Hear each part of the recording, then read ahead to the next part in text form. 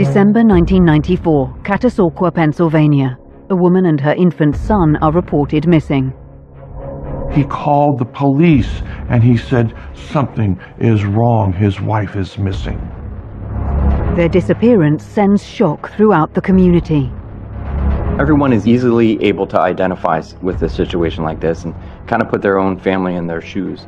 There was some worry that she had been kidnapped or killed and that there was a killer out there, so there was some fear in the community. 4 months later, and their bodies are discovered in rural woodlands, brutally murdered. The cause of death for Joanna was a gunshot to the face, to her head. And they could tell that it was a .22 caliber bullet. When the police finally identify the suspected killer, they deny all knowledge.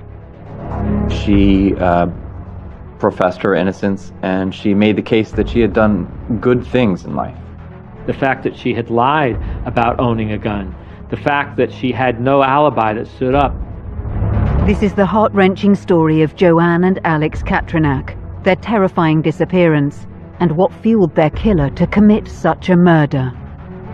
The jealousy was so great that this became the motive for murder.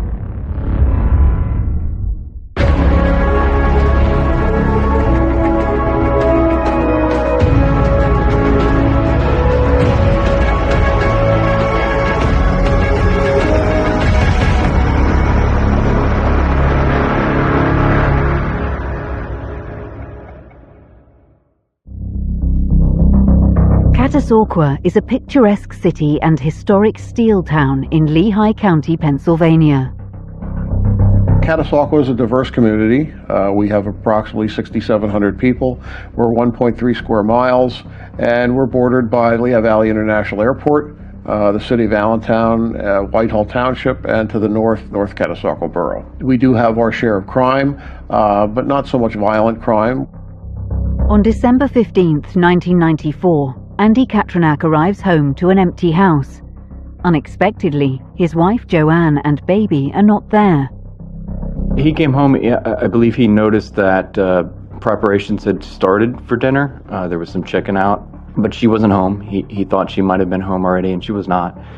He waited a little while, and I believe it was around 8:30, he started to get more and more concerned she wasn't home yet, and called his mother. She was actually supposed to meet his mother earlier in the day to go Christmas shopping. And his mother said that Joanna had never shown up. You can imagine what's going through this poor man's mind at the time. He works hard all day. He's been doing that for a while, working on some friend's home about 10 miles from home. In the days before cell phones, he hasn't been in touch with his wife or his baby, who was 4 months old, by the way, all day long. Gets home. She's supposed to be home. He knows that she's gone shopping. So at first he's thinking, oh, maybe she was held up shopping. Things are not so startling to him at that time that he sits down. I believe he has a beer. Maybe he looks at the paper. But then he starts getting worried, and he starts going through the house. And he goes down to the basement, and he sees this basement door, this old basement door that they never use, is ajar, and the hinge on it has been broken. You know, amazingly though, he doesn't immediately think break-in, kidnapping. He thinks kids, teenagers. He doesn't think that someone has really done anything, because he can't find anything amiss in his house. Nothing seems to be taken. Everything seems to be in its own place. But as time passes, Andy grows concerned and contacts the police. When Andy called the police about 10:30 that night, he reported that the back door down to a basement area had been left ajar or broken into. I just talked to Allentown Police, and they told me to call you guys. I live in Caddy on Front Street. Okay. So, and my wife and my baby have been missing since like 2 o'clock this afternoon. And we just discovered that the downstairs basement door was jimmied open. And that's really got us worried now. The trouble with police, no matter where they are, if they're in small town Americana or if they're in a large big city, there are so many incidents of missing persons that when a man calls, Where is my wife? She was supposed to be with my mother-in-law to go shopping. It's now 10:30 at night and she is not home. Well, this is just another missing person. This is just another situation. The police generally do not get all that concerned. Officers eventually respond to Andy Katrinak's house to follow up on the call. So an officer responded to that 911 call, went to the address on Front Street, and started his initial investigation. He discovered a hasp on one of the doors had been broken, and he also discovered some phone lines were cut. With police starting their investigation, they receive a second call, this time from Joann's sister. It's now 3:30 a.m. in the morning, and Joanna still is not home. But her sister Peggy, who knows what's going on and knows that Joanna is not anywhere to be found, lives about 50 yards away from McCarthy's bar, and she sees Joanna's car, a tan Toyota, in the parking lot. There's nobody in the car. It's locked. They call the police. County 911, do you have an emergency?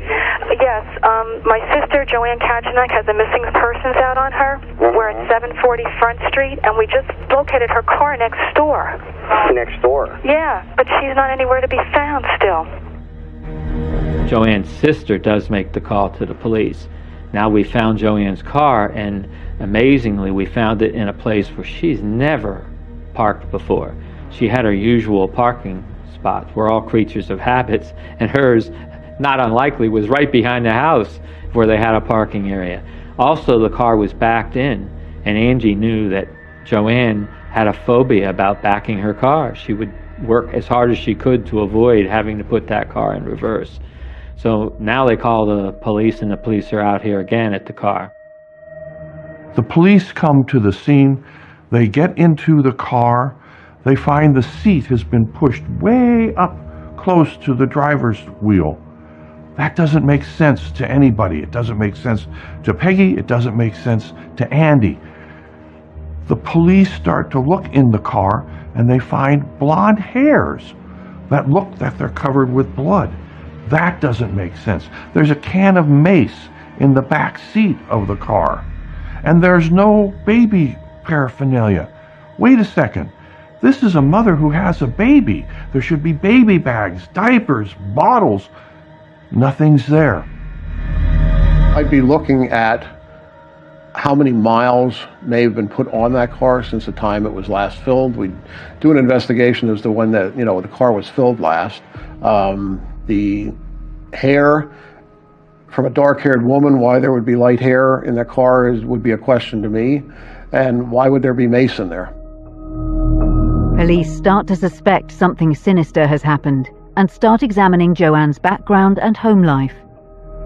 Common in missing persons cases, police will come out and take a report, but particularly with an adult, they're not going to be overly concerned right away. When they start to look into it, when they start to believe there's something more sinister going on, the people closest to the victim are usually very early on seen as suspects. And so it's not unusual to look at the husband, the boyfriend, or even an ex.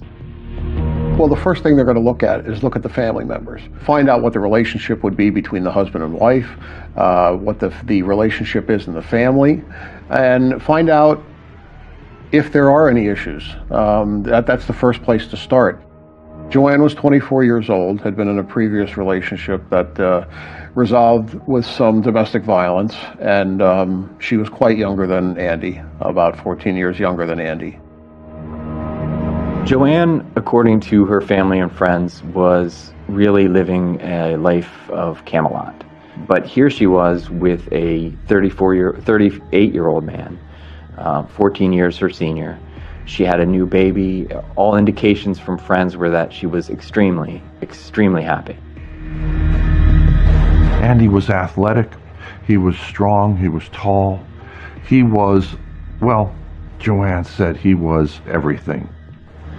But investigators know that appearances can be deceptive and start to check out Andy's alibi and other possible reasons for her disappearance.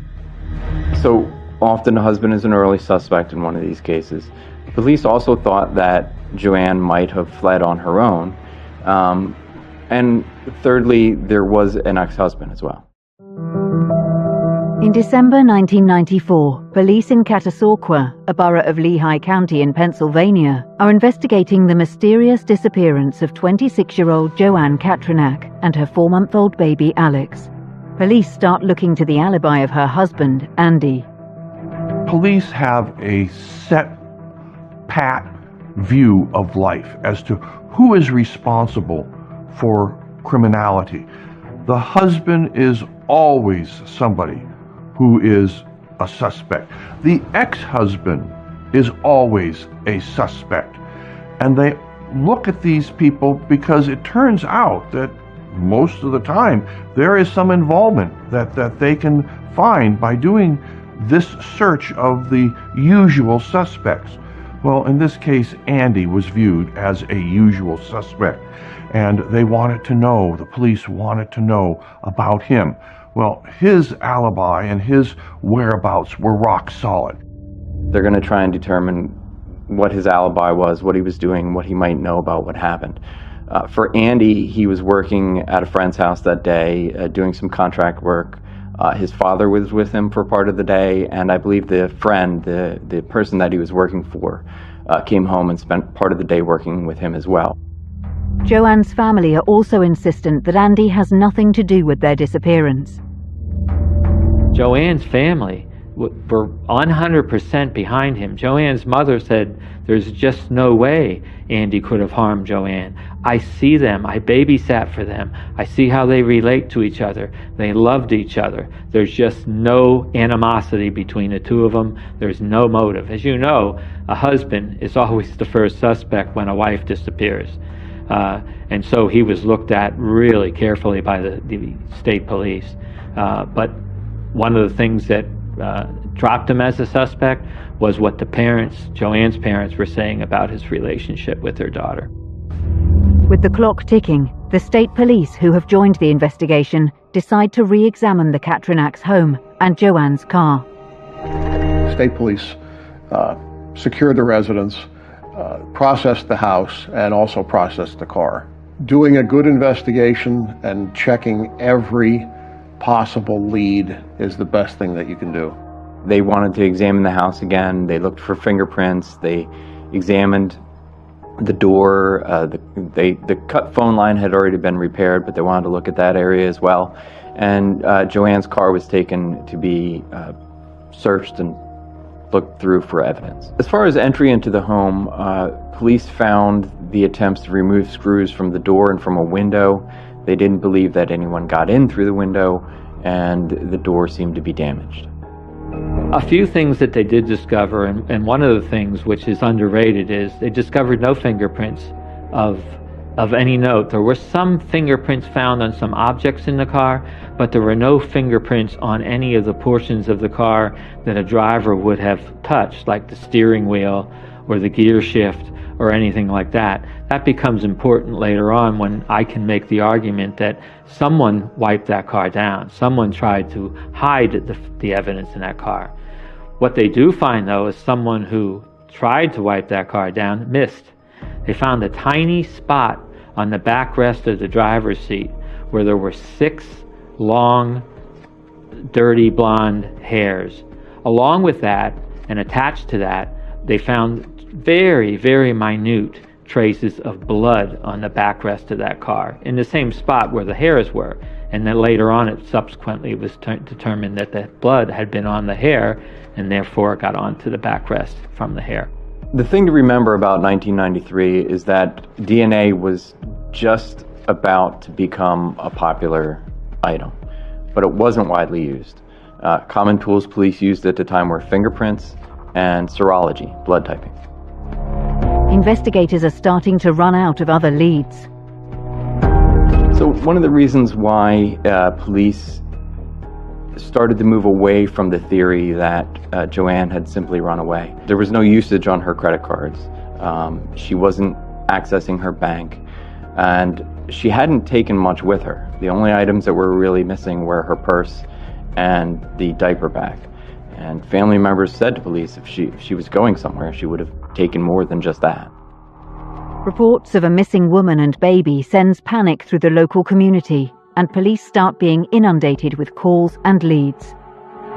Nobody disappears in Chautauqua, in Pennsylvania.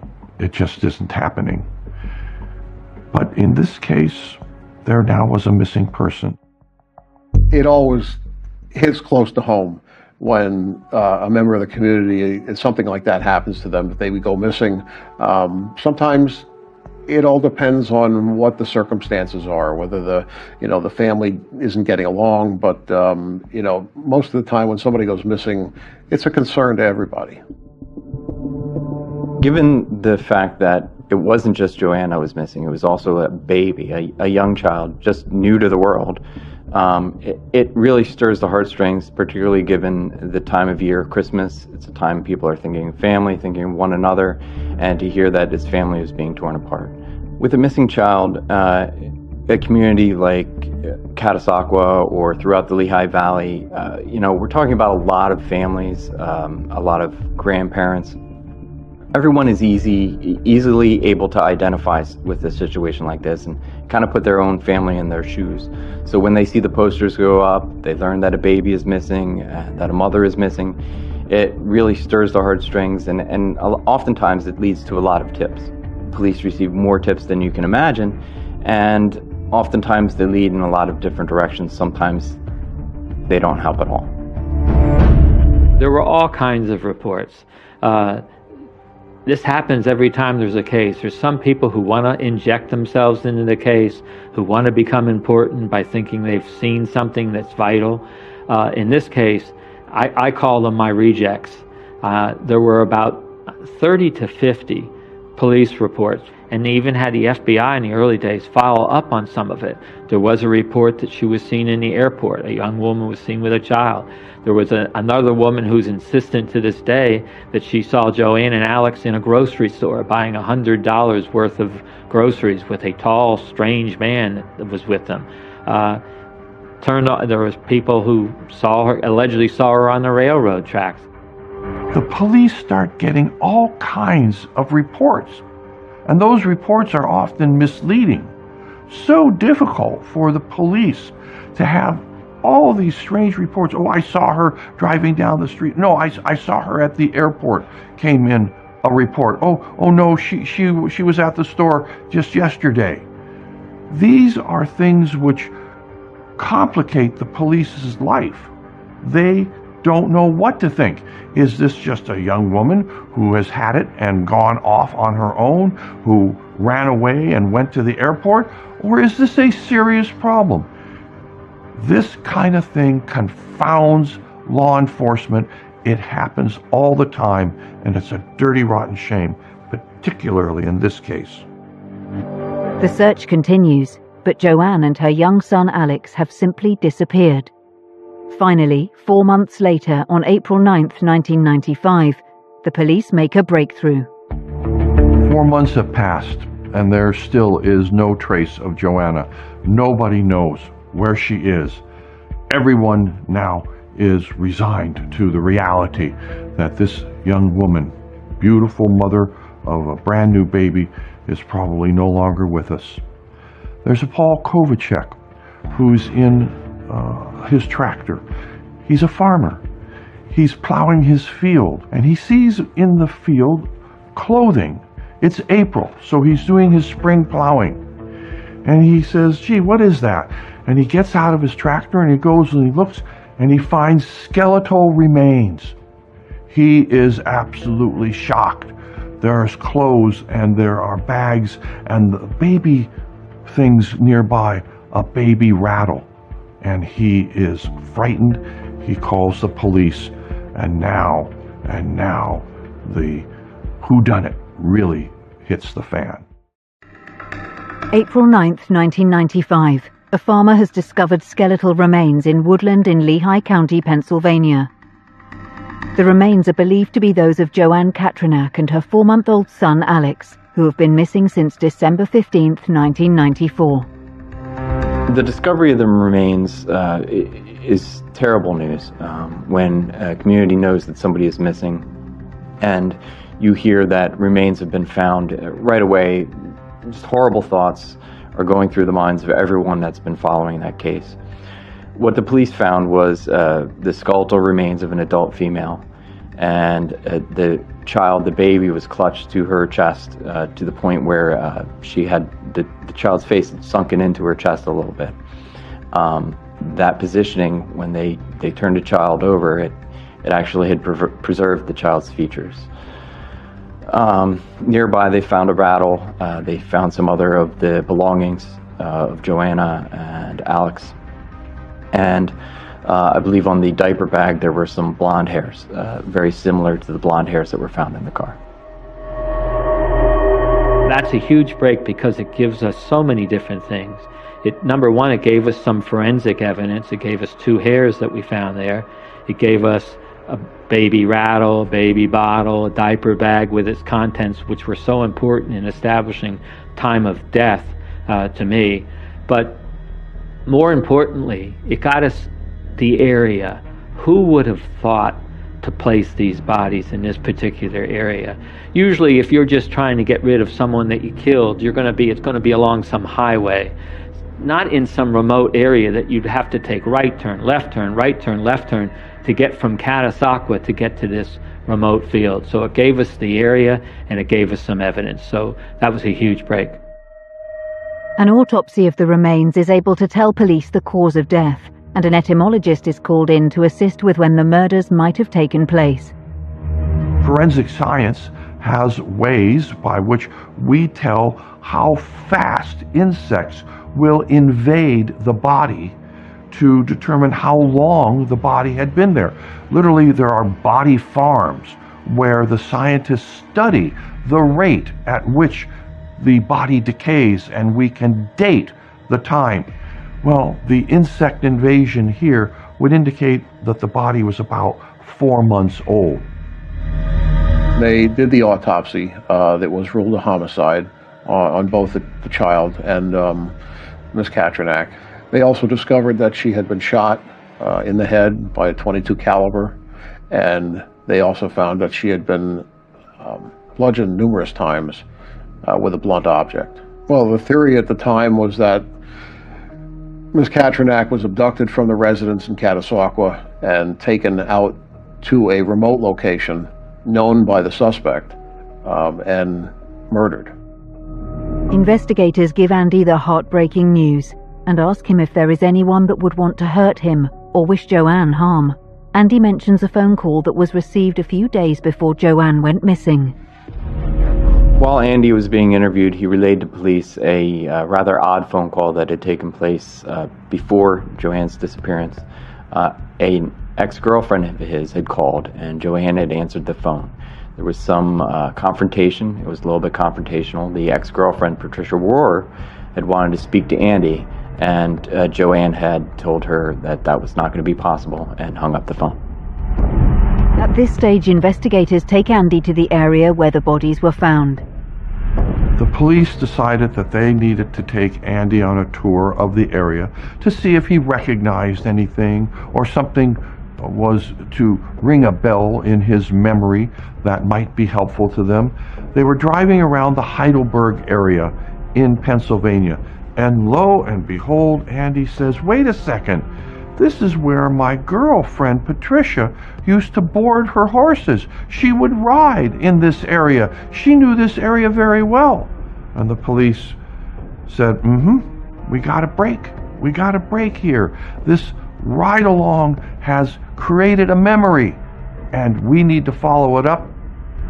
As they started to look at Andy and some of the statements he made, and in particular in relation to Patricia, what they discovered was the night of the disappearance, or technically early the next morning, about 3 a.m., he had tried to get in touch with Patricia, even calling her mother. So when the state police and the FBI went to speak with Patricia Rorrer, they found, she explained to them that she was suspicious of the fact that they had had a child because she didn't think that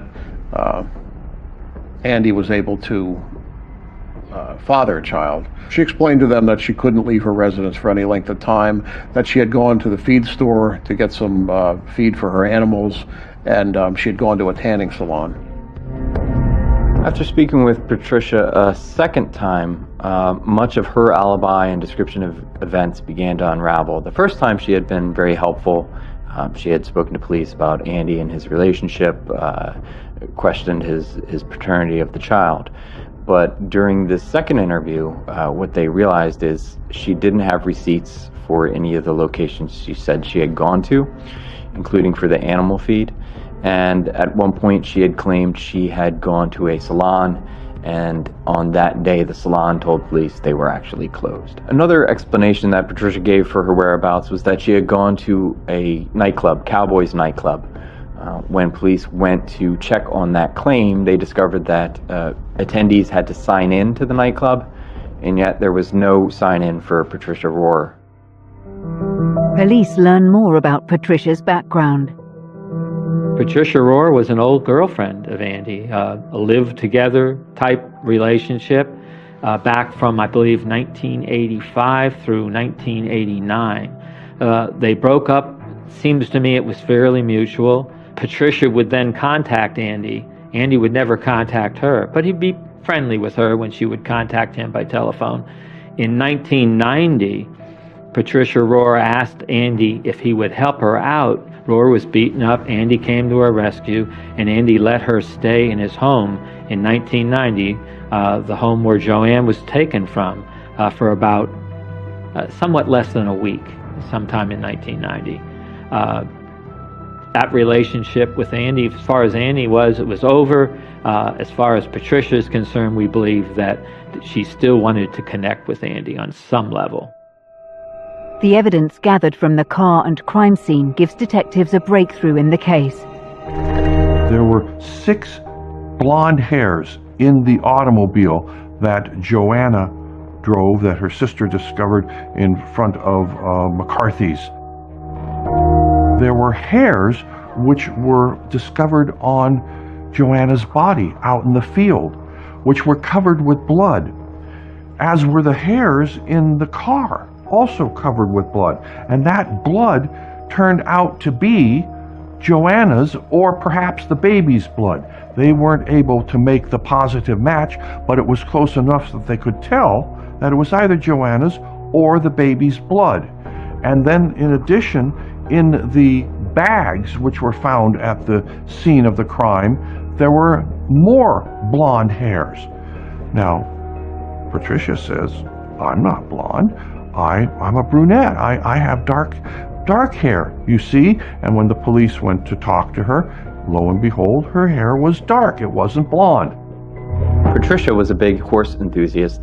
About the time of the incident, Patricia was involved in a riding competition. Police looked at some photos of that competition and noticed that she had blonde hair, not the dark hair that she had when they interviewed her.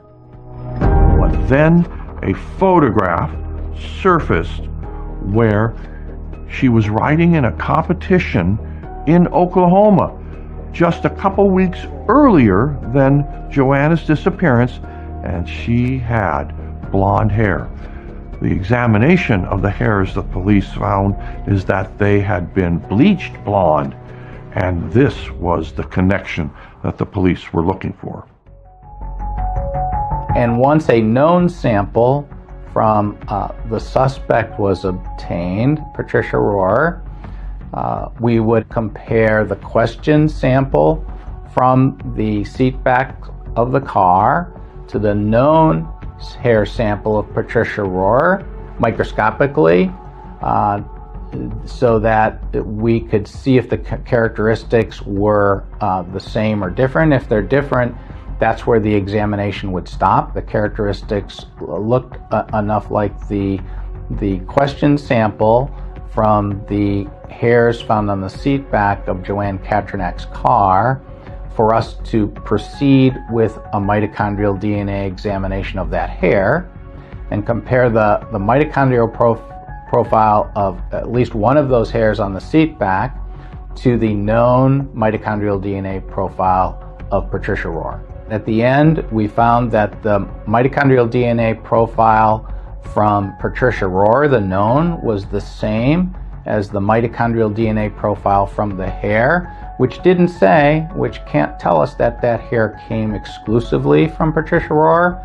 But at that point, we knew we could not exclude Patricia Rorrer as a source of that hair.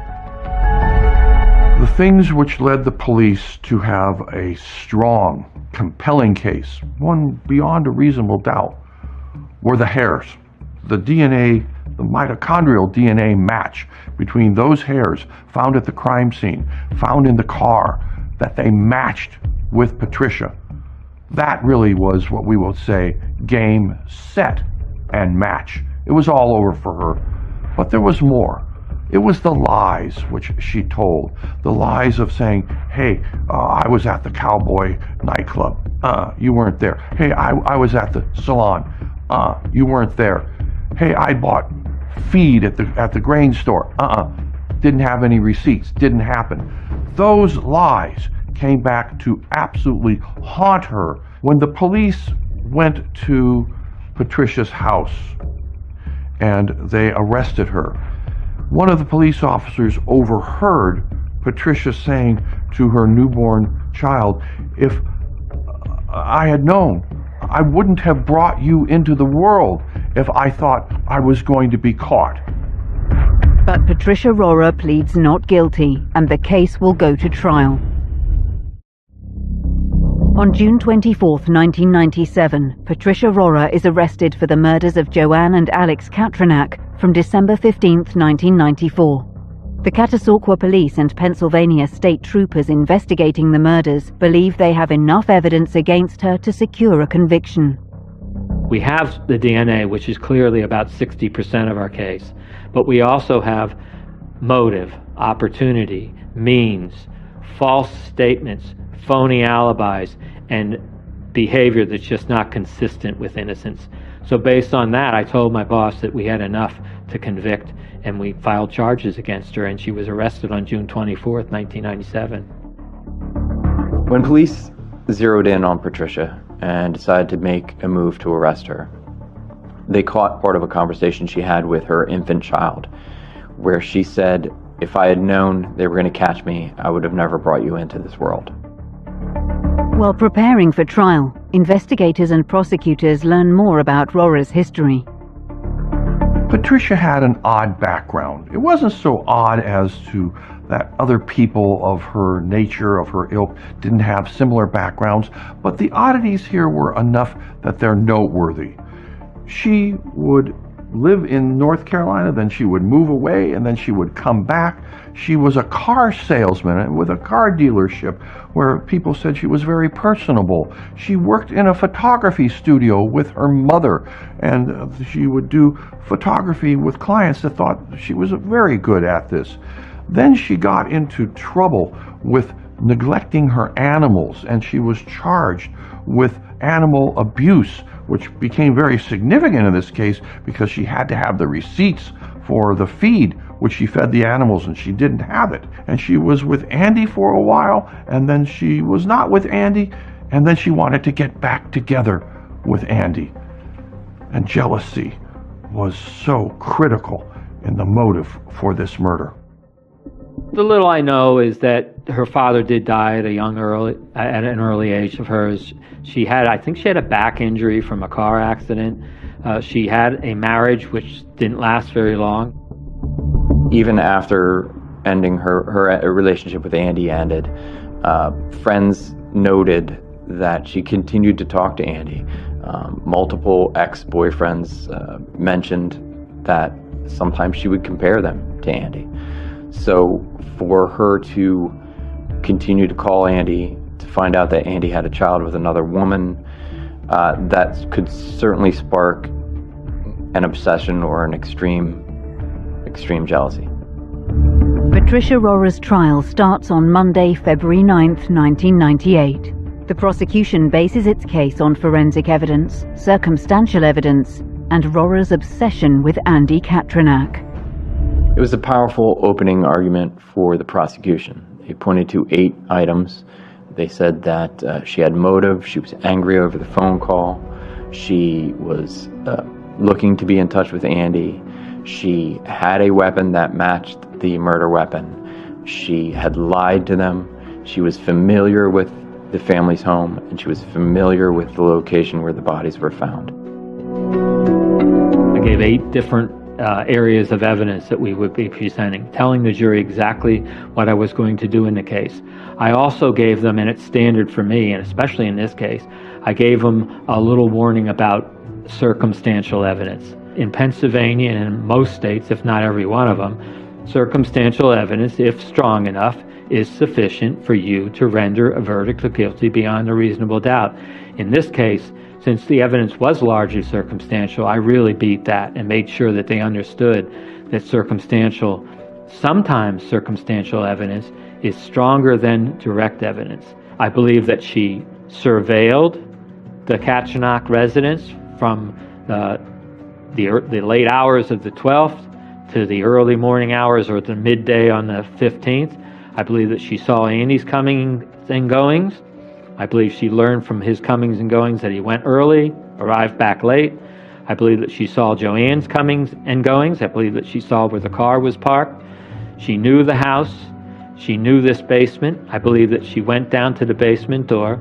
I believe that she first tried to take some plywood off the door, and then to make it look like there was no entry. I don't believe she wanted to make it look like a forced entry, because I believe part of her thinking was this would be pretty neat if they just disappeared and Andy became a suspect, or if no one thought that it was a murder. I believe that she didn't want to do anything there, but I believe that she wanted to abduct Joann and Alex. I have no idea if she meant to kill them right away. Maybe she wanted to get the last word with them to really give Joann a scare. I believe that when she heard Joann was going out, I believe that she ambushed her as Joann was putting Alex into the car. I believe she waited until Alex was put in the car, approached Joann as Joann was getting into the driver's seat, had the gun drawn on her, told Joann, get in and drive, and that she got in the back seat.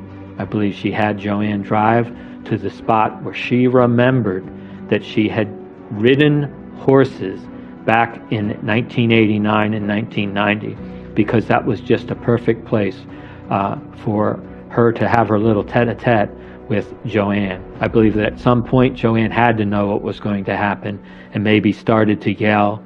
I believe that Rorrer punched her in the face. Joann had a broken nose. I believe that there was a lot of blood from that. I believe that Joann struggled. I believe that Rorrer won the struggle. And I believe that Rorrer shot her and then stomped her.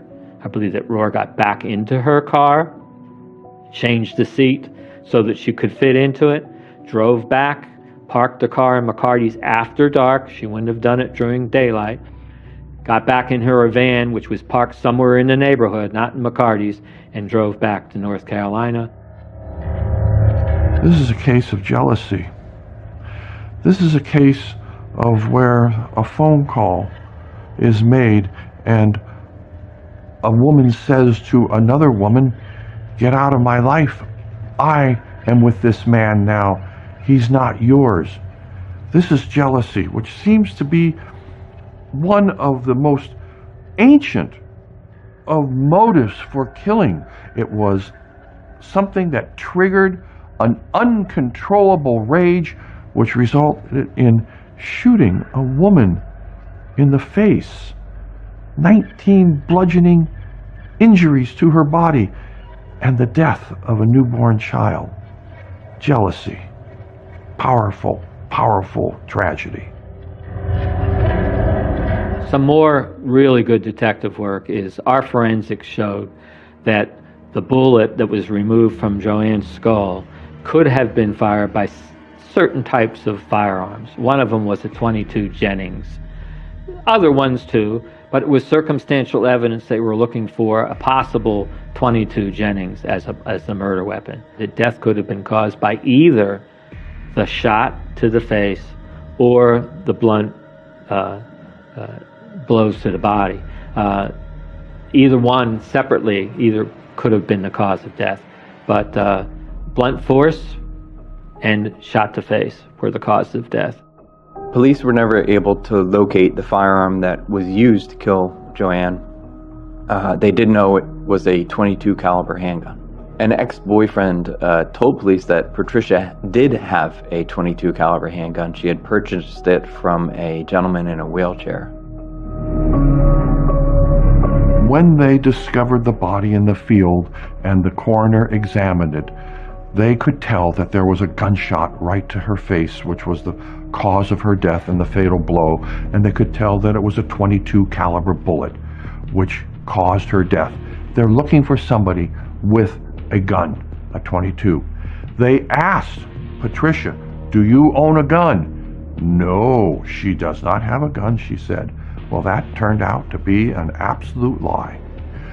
The former boyfriend of Patricia said, "Oh, gee, we went to a garage sale, and there was this guy. He was in a wheelchair, and he had a .22 gun, and he sold it to Patricia. But the gun was really strange because it only could do one shot, and then it would jam. So all you could expect from this gun is one bullet." Well, this was a lie that trapped Patricia. I think that $50 gun was thrown away in the nearest pond as soon as the crime was committed. I had no idea, nor did my investigators, nor did my forensic pathologist, as to what blunt instrument was used to brutally beat Joann.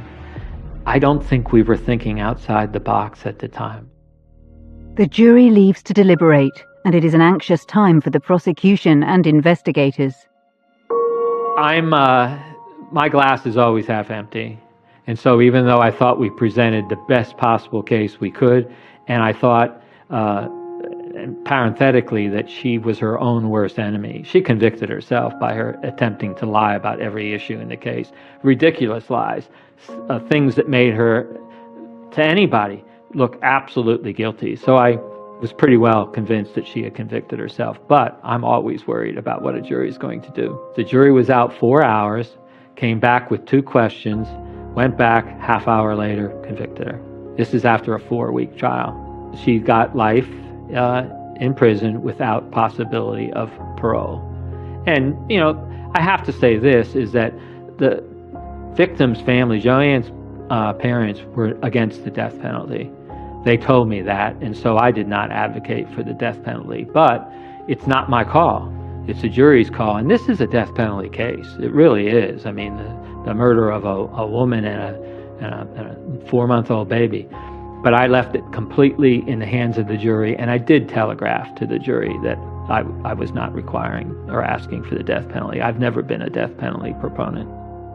I was happy that our exams worked and gave the prosecutor information that could be used to help the jury make a decision about what happened in the case.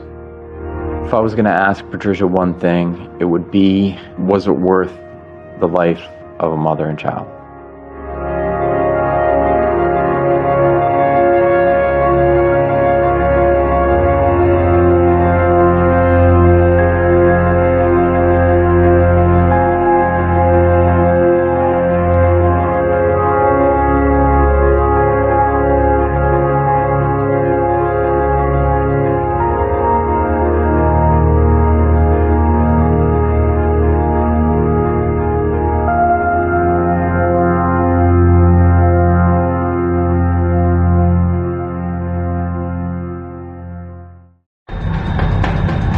May 2020, Pella, Iowa.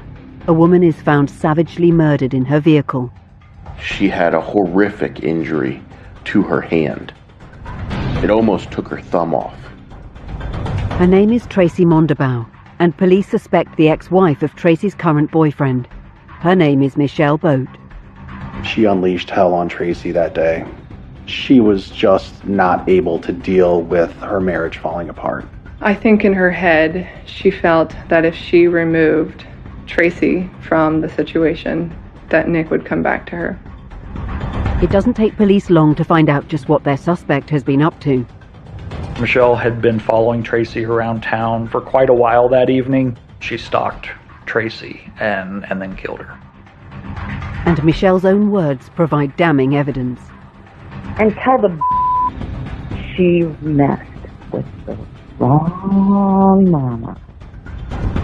Every one of the things that she did was a free will choice, to the point that she plunged a knife into Tracy's heart.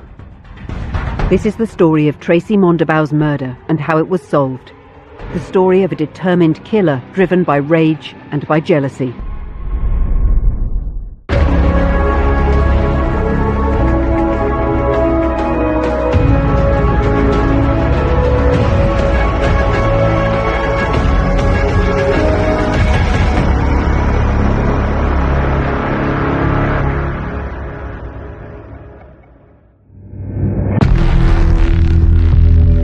May 18th, 2020.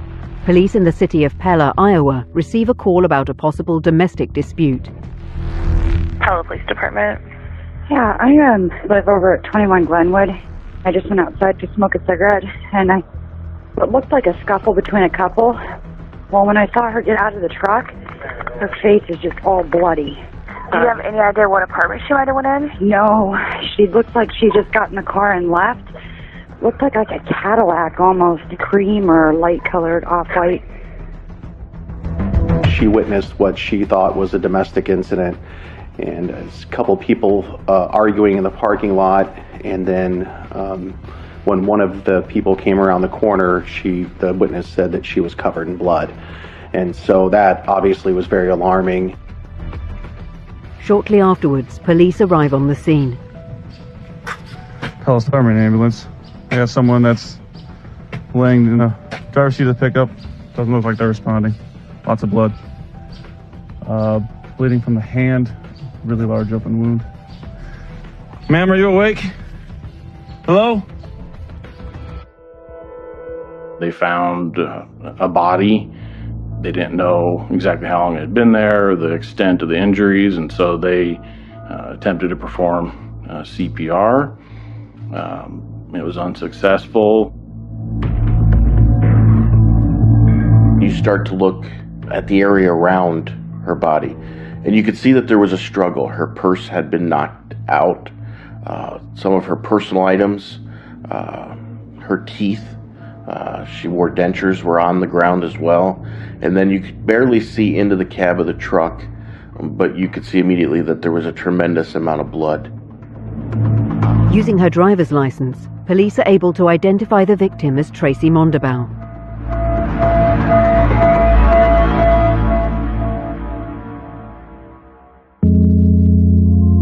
Police are soon able to find out more about Tracy. This whole thing was a tragedy. She had people that loved her and for the most part have been living her life, well.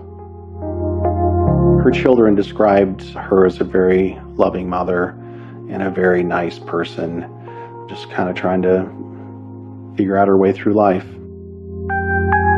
Tracy had been dating Nick Boat. He is separated from his wife of over 20 years and works at a local industrial and agricultural supplier, Vermeer Corporation. Her family was happy that she had met Nick and that Nick treated their mom well.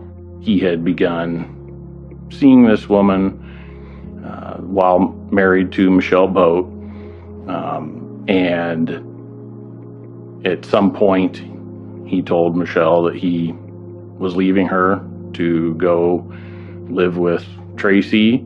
I believe he described it as the love of his life, and that he now, for the first time in his life, knew what love really was.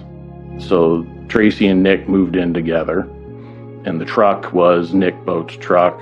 Tracy had dropped Nick off for work, had the vehicle that day, took him lunch from Burger King, and had come back to their apartment after dropping off and having some lunch with him. This was the last time Tracy was seen alive.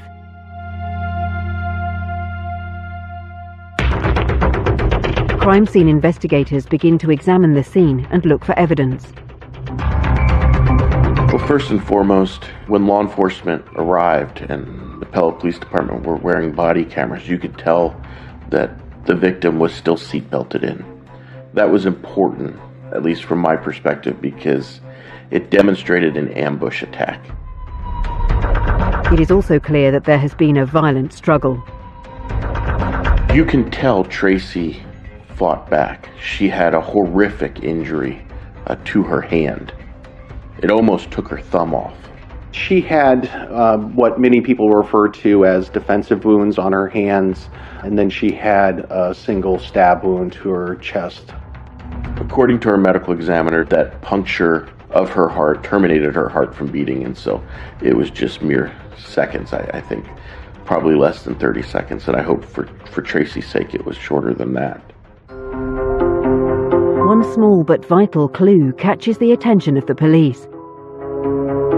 At the crime scene, they had found what looked like a finger off of a blue latex glove. Just the finger looked like it had been ripped off of the glove. Everyone, whether or not it's law enforcement or the EMT crews, firefighters, they wear purple gloves.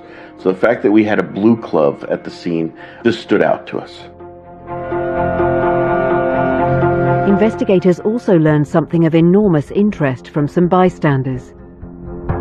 There was a male and a female standing outside, and he told me that a lighter colored, he couldn't remember, silver or white vehicle with a Vermeer sticker in the front windshield had left the scene before the officers arrived. Through his dealings with Nick and Michelle, Lieutenant Cox immediately put it together that that was Michelle Boat's Cadillac, which was a critical blessing that Lieutenant Cox was able to put that all together very quickly. Armed with this information, investigators are now able to track down Michelle Boat and pay her a visit. She lives probably less than 1.5 miles from the crime scene. When they knocked on the door, not a whole lot happened initially because she didn't answer the door.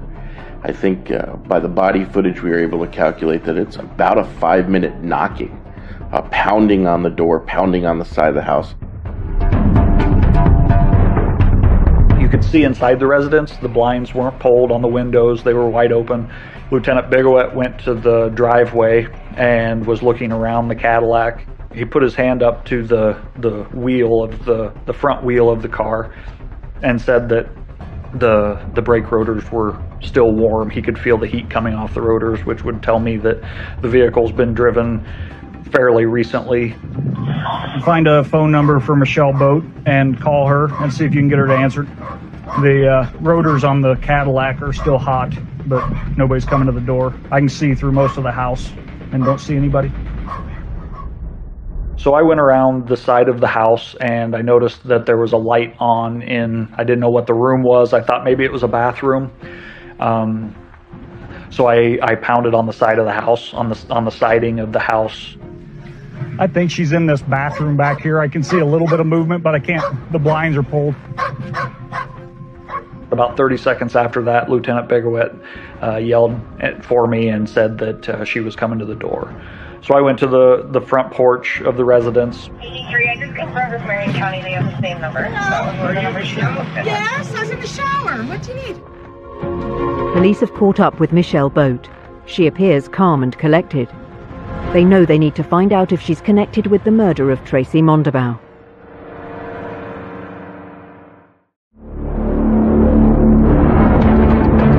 In Pella, Iowa, police have begun an investigation into the brutal murder of 47-year-old Tracy Mondabaugh. The main person of interest in the investigation is Michelle Boat, whose silver Cadillac was seen leaving the scene of the crime. Police have arrived at Michelle's home, and after some time, she's finally opened the door. Same number. Yes, I was in the shower. What do you need? She opened the door and said, "Hey, what's going on?" And I asked her if she could step out first, and then I changed my mind because she was in a robe and all that. I asked her if she minded if we stepped inside the residence. She claims to not know why they're there. She was just taking a shower. Ultimately, officers go inside and speak with Michelle, and she told them that she didn't know anything about what had happened to Tracy. They knew differently. They knew that her car was seen leaving the scene. Additionally, Deputy Bigowit goes and looks at the vehicle. There's blood on the outside of the vehicle, and the brakes on the vehicle are still warm. So we knew her story, what she was telling us, didn't match the physical evidence at the scene. Police moved to secure Michelle Boat's residence. They were obviously very concerned about maintaining anything of evidentiary value because, at this point, it's really looking like Michelle Boat is a person who might have been responsible for Tracy's death. I went into the basement first, and there was a storage area, pretty decent sized storage area in the basement of the house. And that was where I heard something. I couldn't see much. It was pretty dark. I had my flashlight and I couldn't find a light switch.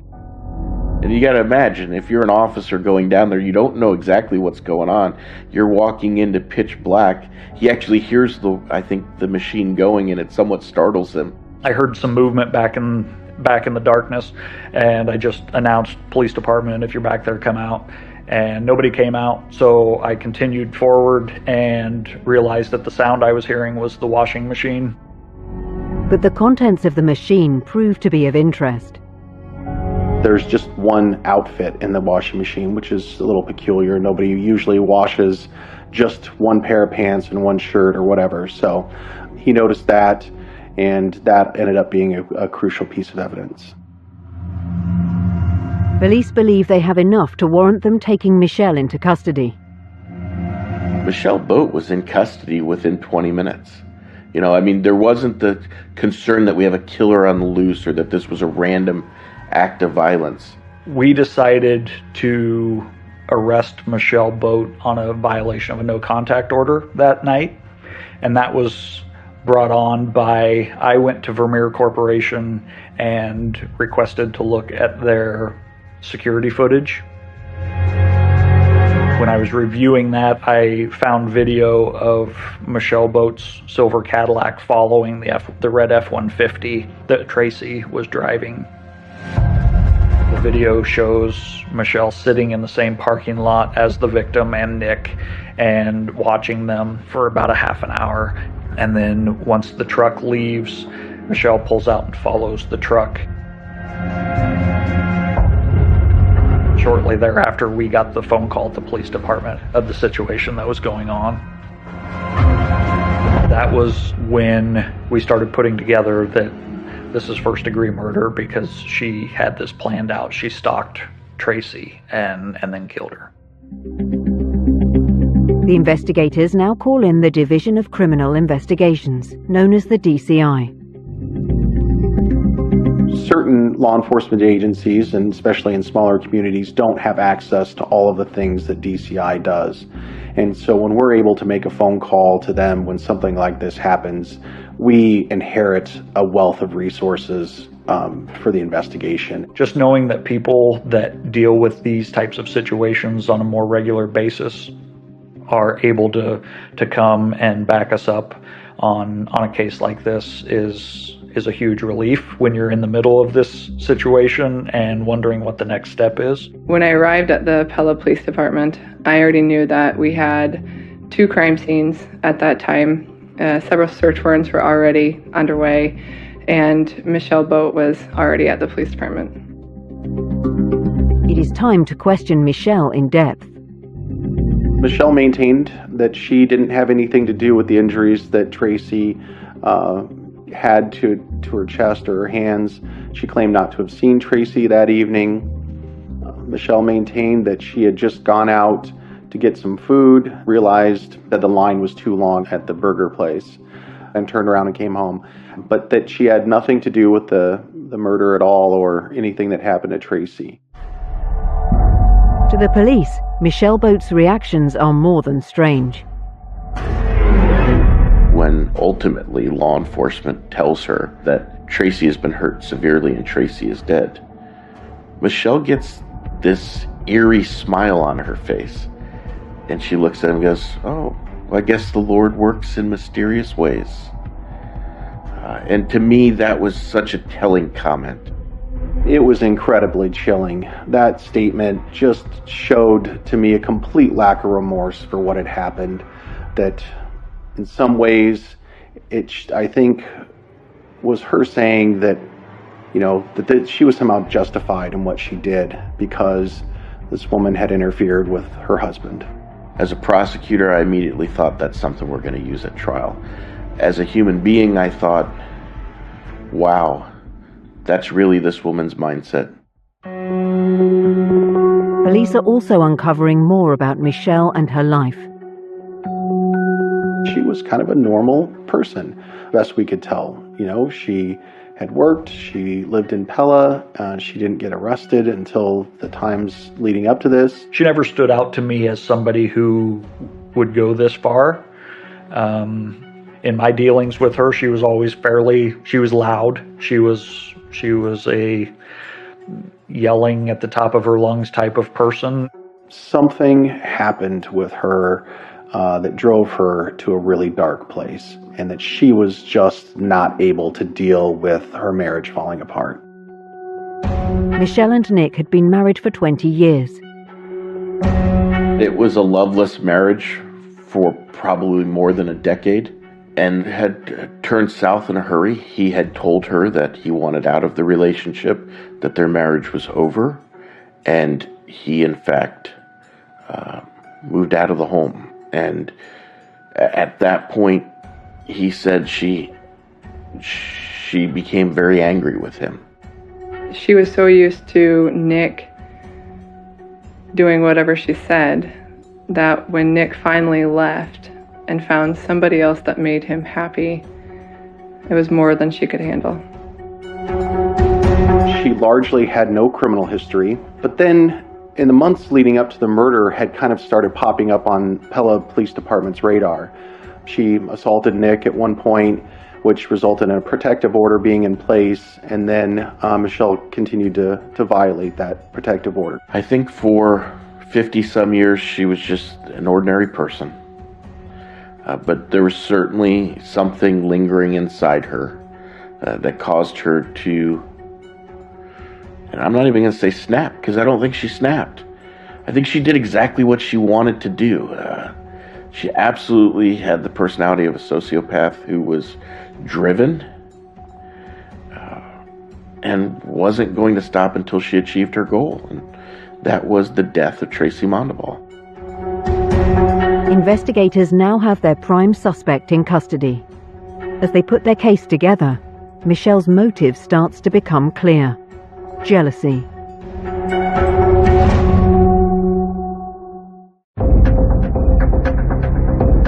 In May 2020, in Pella, Iowa, detectives are learning more and more about the events surrounding the murder of 47-year-old Tracy Mondabaugh. They have Michelle Boat, the estranged wife of Tracy's boyfriend Nick, in custody. Pella police have called in the Division of Criminal Investigations, and Agent Elizabeth Miller is now at the center of the inquiry. One of the first things that Special Agent Miller did was recognize that she wanted to get photographs of Michelle Boat's body. And so we photographed Michelle Boat head to toe. And at first, there was a slight wound to one of her fingers, a laceration, but barely visible to the human eye, and a little bit of discoloration. And she had a small laceration on her face, but literally that was it. It was not anything that would lead you to believe this person was just involved in a violent attack. But there is more to come from the examination of Michelle. About 36 hours later, on May 20th, is when I took the second set of photographs. At this point, you could see a large bruise on her upper arm, and just more injuries were apparent than they were the day before. Bruises can take a little while to show up. So when I don't see an injury from the first set of photographs, and then the second time that you go and document someone's body, and there's a whole set of injuries, it says that there was an altercation. Police seek permission to conduct a search of Michelle's home.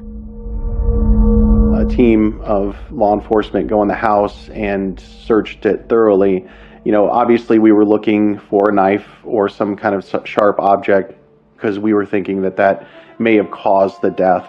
Obviously we didn't know for sure at that point, but anything with blood on it or hair. A calendar in the house tells its own story. Tracy was documenting the amount of days that Nick had left her. It went from 1 day's gone to 69 days gone. She was definitely keeping track of how long he had left. The examiners make an extraordinary discovery on Michelle's vehicle. One of the things that was unusual, when we look at the vehicle that Michelle Boat was driving, attached to the windshield wiper was a black choker necklace. And inside that choker, or weave through it, is Tracy Mondaball's hair. So during this struggle, somehow, Michelle Boat must grab at Tracy's neck, pulls the necklace and tosses it. And for whatever reason, and I'm glad it happened, it attached by the magnet that held it together to her windshield wiper and made it all the way home, still attached. It just all fit what exactly had happened. That there was obviously a violent struggle, and Michelle at some point threw the necklace towards her car. And there is more in the car which supports the investigators' developing case against Michelle Boat. There were several pieces of evidence which suggested that Michelle Boat didn't just decide in some moment of rage that she was going to kill Tracy.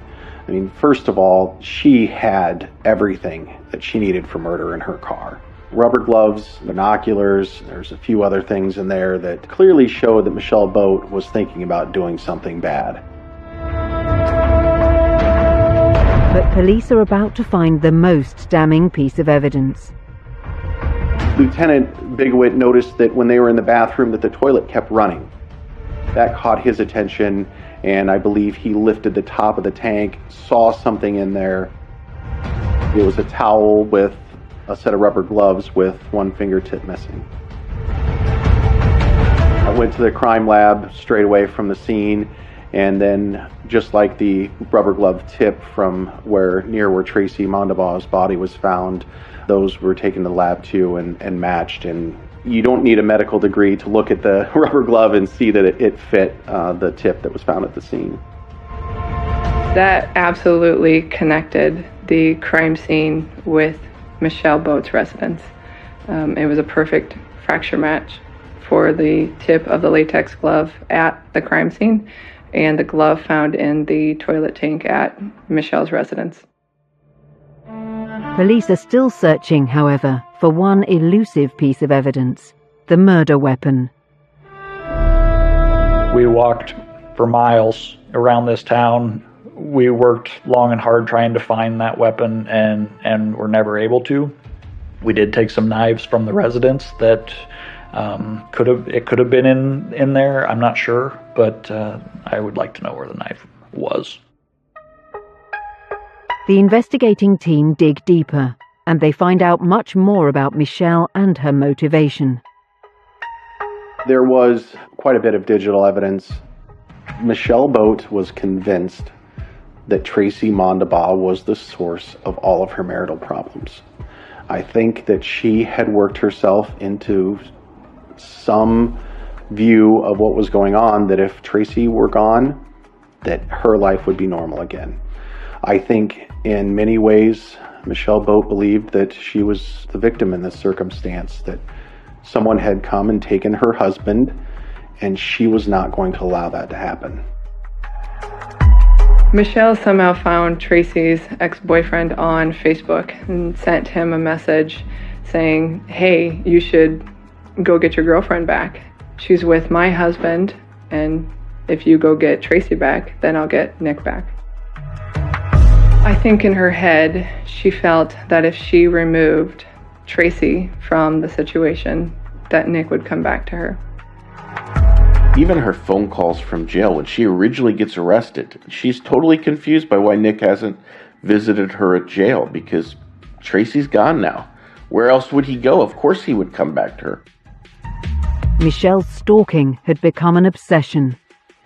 There was evidence that Michelle had been trying to track Tracy down. She followed Tracy one time to Ottumwa, and the police had to be called down there. So it was clear that Michelle was interested in knowing where Tracy was, and she was clearly filled with rage towards Tracy. When you lose your identity and potentially lose a major source of your income, you feel helpless and discarded, and everything you've built your whole life around is gone.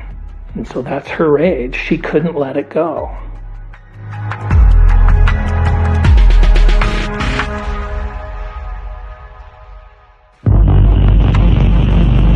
When voice messages from Michelle to Nick surface, it's clear that Michelle's intense rage had reached a dangerous level, and that her behavior had become unpredictable.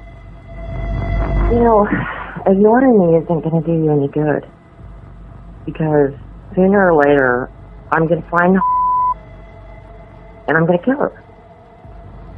And then you're going to feel the pain that I feel right now. Being over after 20 years of marriage. Well, a woman scorned. They were awful. Michelle had left, I think it was something in the neighborhood of 8 to 10 voicemail messages, and Nick had chosen to save them. They were from weeks earlier, all explaining that how upset Michelle was about Nick leaving and dating Tracy, talking about Tracy in a derogatory way, and quite frankly, laying out her plan, and that was to harm Tracy. I don't think you have any idea what I'm capable of. And neither does she. Because she's going to die. One way or another. I'll kill her. Might take me a little while. I'll do it. You know, these messages sometimes are just 15 seconds of screaming. Sometimes she's played songs. And sometimes she's talking. And when she's talking, the voice messages made everyone in our office, the hair on the back of your neck stand up. I can't wait till I find her. Oh man, she's gonna pay. It's not just the words, it's the tone, the hate, the anger is palpable, and it's chilling. The motivation was clear, and that was that she definitely wanted to harm Tracy and, do serious harm to her. Oh, and tell the that you're sleeping with, she messed with the wrong mama. Police have their killer. Now they need to piece together the events that led to the jealousy-motivated murder of Tracy Mondabaugh.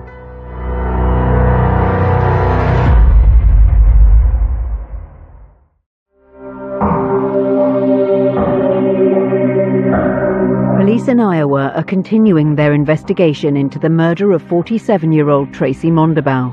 They've arrested Michelle Boat, the estranged wife of Tracy's boyfriend Nick.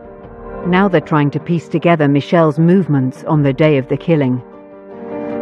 She maintained she had left to go get dinner, and then when she got to the drive-thru at the Culver's, the line was too long, so she drove back home.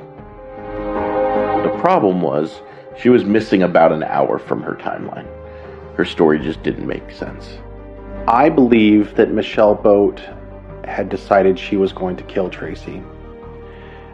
She didn't know exactly when or where, but it was something that had been growing in her mind over the course of those 69 days since Nick left, and especially since the time that she realized that Tracy was part of the equation.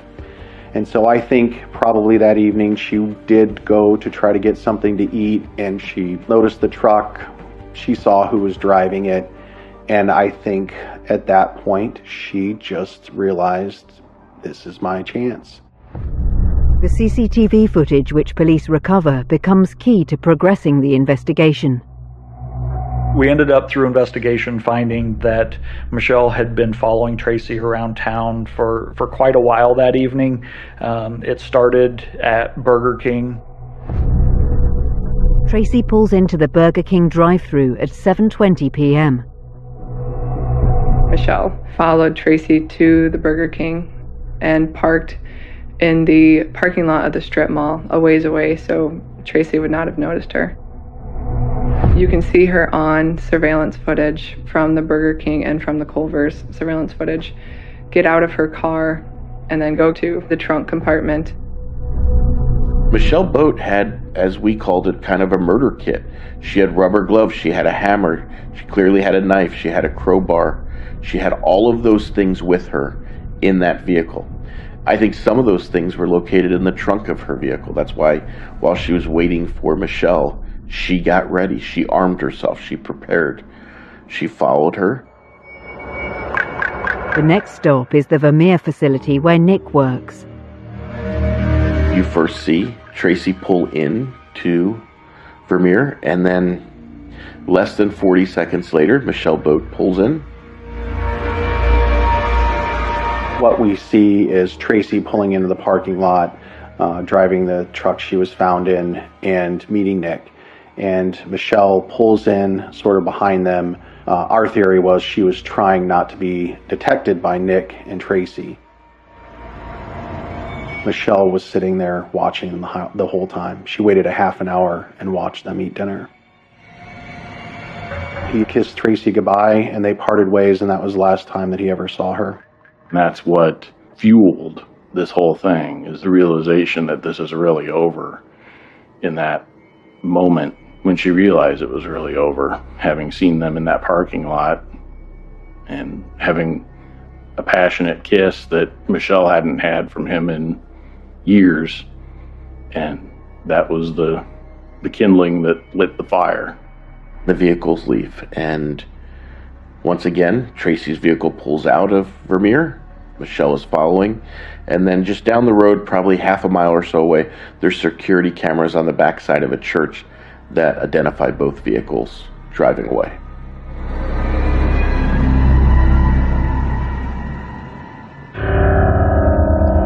Tragically, police believe that the final stop is murder.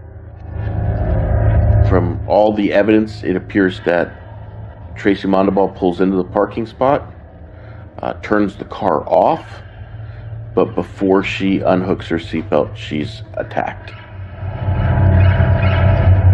At that point, we believe that Michelle Boat, clearly wearing gloves and armed with a knife, attacks, and at that point, that's when the eyewitness and what I call kind of the sound witness hears what's going on. Tracy was found still wearing her seatbelt, and that to me was one of the most critical pieces of evidence because it was very telling about what had happened. Knowing that Michelle Boat was still in her seatbelt told me something I think that was critical, and that was that this was all one altercation, that there was no break in the fight, that likely when Michelle Boat approached Tracy that she had a knife with her, that she didn't leave to go get the knife or leave to put rubber gloves on, that she approached with the knife, and I think that really said a lot about her intent, what she meant to do when she got there. DNA evidence allows investigators to connect all the dots. We were able to use DNA to tie the two separate areas of town together through the DNA from the crime scene to Michelle Boat's residence and back. That's what linked her to the scene. There weren't any eyewitnesses that could tell who she was. So yes, the DNA was very important to that aspect.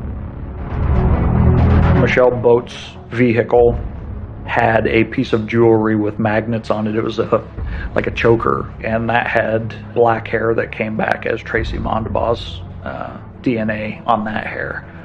There were blood splatters all over the side of the Cadillac and in multiple different areas around the car that all came back as Tracy Mondabaugh's DNA. The rubber glove was found wrapped up in a towel in the toilet tank. It did have Tracy's blood DNA on it, and it did match up with the rubber glove tip that was found at the crime scene, which also had Tracy's DNA on it. Tracy Mondabaugh fought like hell. She had inside her hands Michelle Boat's hair. So her ability to, even in death, be certain that she was going to bring her killer to justice, she fought back, and she fought back in a way that allowed us to use what she found to advance our case. As police prepare their prosecution for trial, they believe they have a very good case. Once we saw that she followed Tracy, that and the nature of the attack, the fact that we had a knife used, it was close combat, for lack of a better term, and multiple stabs, because we knew that there was the injury that killed her and the injury to her hand, that in my mind this was murder in the first degree. This was premeditated homicide with malice aforethought. Every one of the things that she did was a free will choice that she made on her own, to the point that she plunged a knife into Tracy's heart. I'm gonna kill her. The that you're sleeping with, she messed with the wrong mama. All of the evidence that existed in this case, and you didn't have to believe all of it. You could just believe any one of it, and you would find Michelle Boat guilty. This physical evidence, it eliminates the plausibility of being able to argue that your client wasn't there or that this wasn't them. That was when we knew we had to pursue a manslaughter defense, or a lesser included defense. Given the relationship between the parties involved, the trial was always going to be an emotional one. She kept it together fairly well. And I'm not going to say she was persuasive, but she was at times sympathetic. I mean, you're married to a person for 20 plus years, and they all of a sudden tell you, somewhat out of the blue, blindsiding you, that they want out of this relationship. And while you still are dealing with the emotions of maybe I can win that person back, you realize they've already moved on to someone else. I think for Michelle, it was just too much, too quick, and she wasn't going to tolerate it. I think at that point she was still playing a part. When we were testifying, there was not a whole lot of emotion. When she testified or Nick testified, there was a lot of emotion on her part, or what appeared to be emotion. I think that Michelle did the best she could to try to manipulate the facts into what would help her, but given what I knew about what the evidence was and what she said, they didn't coincide with each other. The jury reaches a guilty verdict within 45 minutes. I felt relieved more than anything else, because I think the truth is that Michelle Boat killed Tracy Mondabaugh, and she had planned it, and she meant to do it. And just to finally have the jury say, that's what we think happened too, it was a good feeling. Having a first-degree murder verdict is always a great form of justice. However, it still took a loss of life to get that verdict. Sentencing was about 8 weeks later, give or take, and honestly, I think it probably took less than 15 minutes, which was amazing. And Michelle Boat is now going to spend the rest of her natural-born life in prison.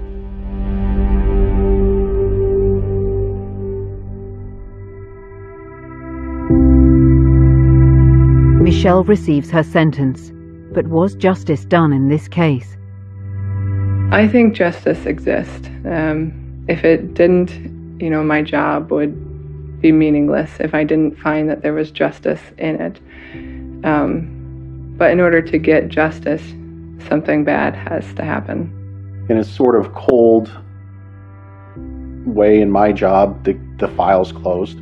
So there's that, but I bet if you ask that question to Tracy's family or Nick, they probably have a different answer for you. I'm sure they're probably still dealing with a lot. There's nothing that any of us can do to bring Tracy Mondabal back. That's what would be justice, is be able to snap your fingers and all of a sudden bring a person back to life. But to the extent of what we're allowed to do under our criminal justice system, the jury got it right. Michelle Boat's exactly where she deserves to be. I think Michelle made a choice to take the life of someone she deemed was a threat to her marriage. She did not show any remorse. I don't know if I would say cold-blooded killer, but I don't think that she feels bad about what she did. It's just a reminder to me that people who are seemingly normal, seemingly, good people, can be capable of really bad things. It's so hard not to just think, what if? What if Michelle just would have taken a second to breathe and turn her car around that day, that Tracy'd still be alive? It's sad to see how all of the circumstances came together for Tracy to lose her life. The murder of Tracy is a case with jealousy at its heart, solved by a dedicated team. I would describe this case as good old-fashioned police work. The way that Pella PD was so quick to find Michelle and to take control of that situation.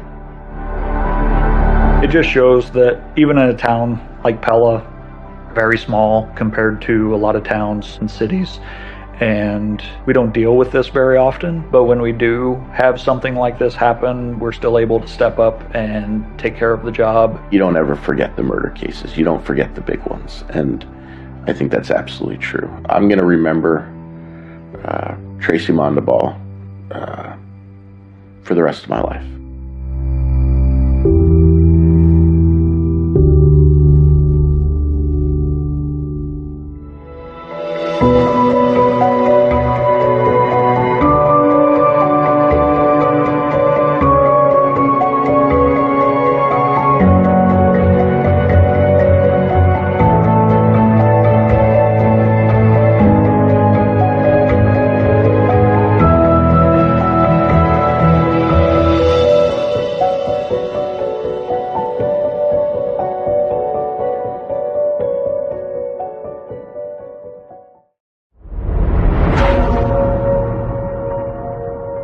October 23, 2013, Yesenia Suarez and her two children, Talia Otto and Michael Elijah Otto, are reported as missing from their home in Deltona, Florida.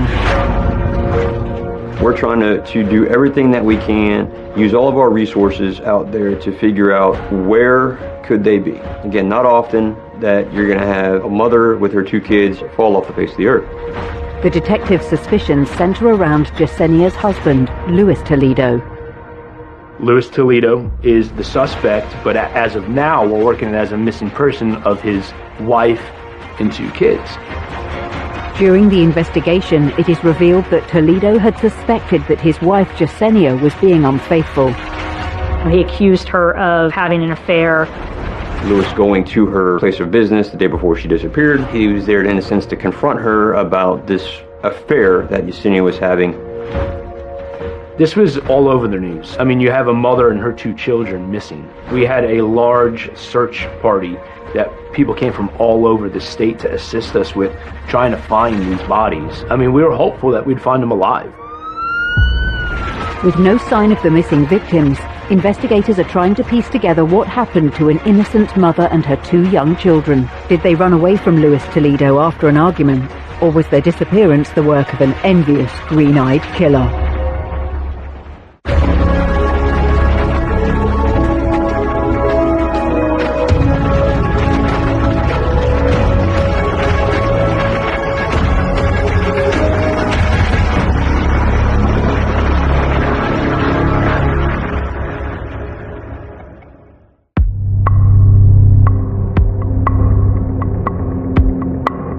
Deltona, Florida. Felicita Nieves is trying to call her daughter, 28-year-old Yesenia, for their usual morning catch-up.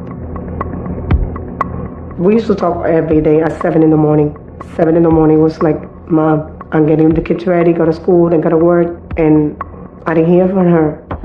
You know, I started calling, nothing. With no response from Yesenia, Felicita reaches out to her daughter's workplace. And they told me that she said she was going to work from home. I called the school and nothing. The school said that the children had not arrived that day. This is not right.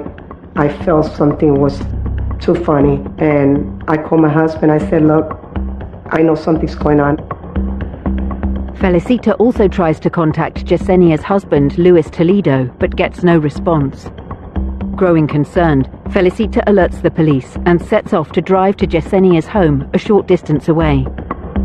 I flew and I called the cops to tell the cops to wait for me there. And when I got there, I knocked on the door, but then all of a sudden the cops came. I was a detective in the major case unit. I was contacted by my then supervisor about a missing female and her 2 children. I in turn responded to where they live, which was a house in Deltona, Florida. Deltona is a very large residential community.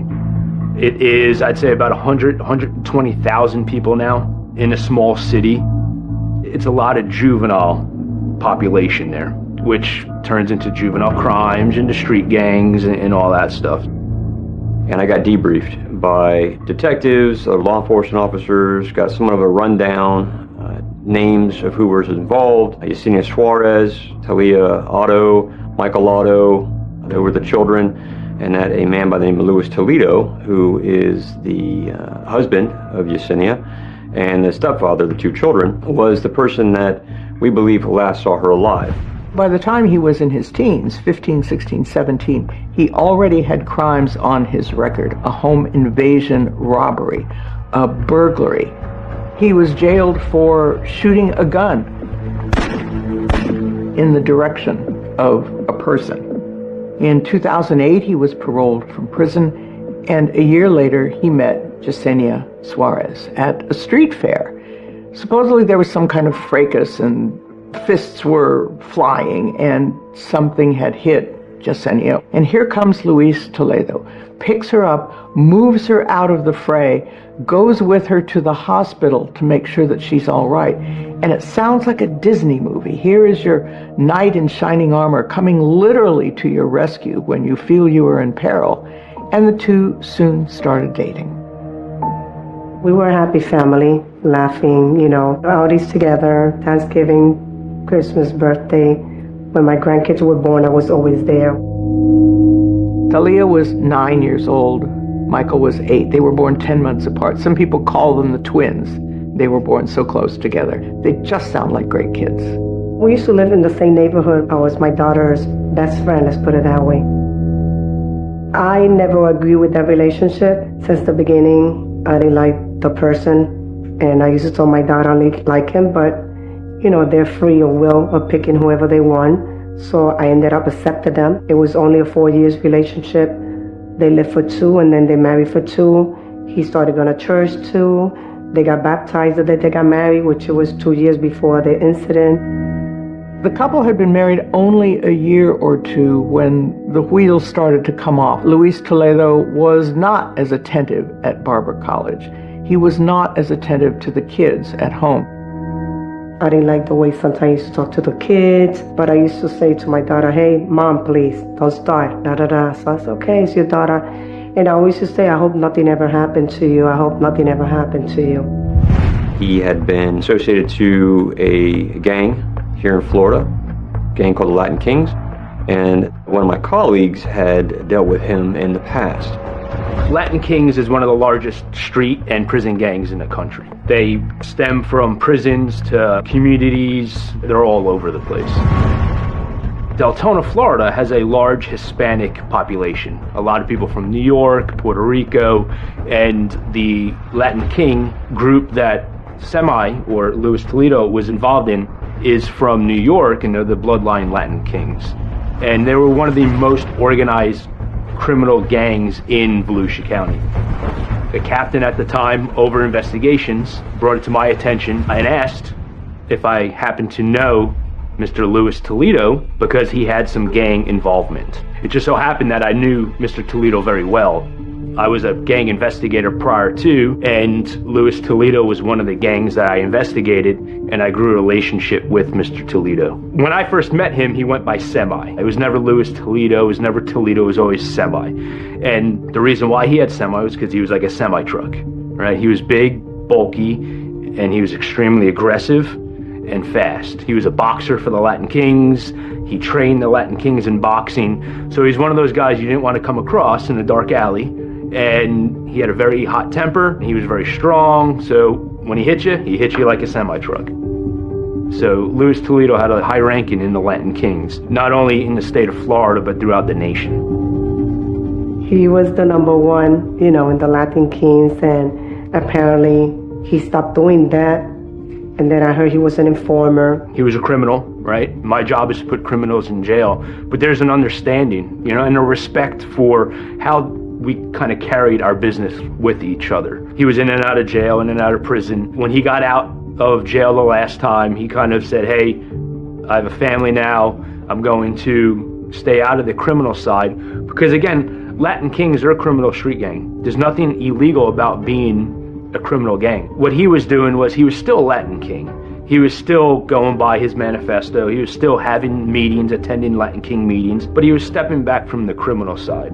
He was being more of a father figure, I would say, to the Latin Kings, and he was concentrating on his family at the time. Even as Toledo attempts to distance himself from the Latin Kings, Felicita is still on edge over his marriage to her daughter. People had the right to change, that people changed. And that's one thing she used to throw at me. Well, mommy, people change, I say, yeah, but because they change, you don't have to be with somebody like that, That I never agreed, but I accepted him because that's what she wanted. As time went on and Yesenia's career seemed to be more successful, I'm not quite certain if it weighed on him or not. Again, he was trying to better himself. It became kind of clear that while he was doing some things for the household to help the household, Yesenia thought that he could be doing more. She perceived it as him not pulling his weight, him not trying. In fact, he spent a lot of time playing video games with a neighbor. And so you can imagine Yesenia, who would come home from work, still had homework to do for her college degree. Her kids are doing their homework, and her husband is playing video games late into the night, not happy about this. She's doing all this, and he's doing nothing, and I think that started to drive a wedge in their relationship. And then ultimately, it got to the point where he becomes aware, or he becomes suspicious, that Yesenia is probably seeking the attention of a man, most likely someone that she works with. So she's, paying for the entire lifestyle. He's staying at home to supposedly be a stay-at-home dad, but he's not taking care of the kids. So she is expected to do everything in the relationship, and then the minute she's not attentive to his needs, it appears that he becomes, jealous and assumes it must be that she's attending to someone else's needs. The day before her disappearance, Toledo starts to strongly suspect that Yesenia is having an affair with her co-worker Kevin, and he decides to confront her over this at her job. I know Semi very well. He's a very jealous person. He has a very hot temper. I asked him, I said, Louis, you have your suspicion, okay, great. Again, that's not uncommon for people in relationships, especially people that are having a rough time in a relationship. But what makes you think, or what do you have that solidified what your suspicion was? And he says, well, I put this tracker on her phone where when she would get messages, he was able to know what her messaging was and her conversations would be. When his suspicion was what it is, it's just confirmed by this spying type of apparatus that he put on Yesenia's phone without Yesenia, of course, knowing. That led to Lewis going to her place of business the day before she disappeared and then having that domestic violence incident over there. Toledo storms into the building and makes a scene, confronting Yesenia in the busy office workplace. Yesenia ushers him into an empty room in an effort to keep the fight private, but as his jealousy and rage hits a boiling point, Toledo strikes Yesenia, slapping her across the face. The police are called to the office to apprehend Toledo, but he flees before they arrive on the scene. And then the next day started the investigation. He was subsequently arrested on that domestic violence charge. Following the confrontation, Yesenia spends the evening at her mother's home. She was going to stay in my house that night, but he came to my house that day too, and we talked, and I told him, Louis, you guys can talk it over. Yeah, but you cheated on me. I said, well, you cheated on her too, you guys can forgive each other, give some time, give some space. Then he left. She was supposed to stay in my house that night, but then she wanted to go to her house. She ended up leaving around 8 p.m. on October 22nd, 2013, and that's the last time I saw my daughter.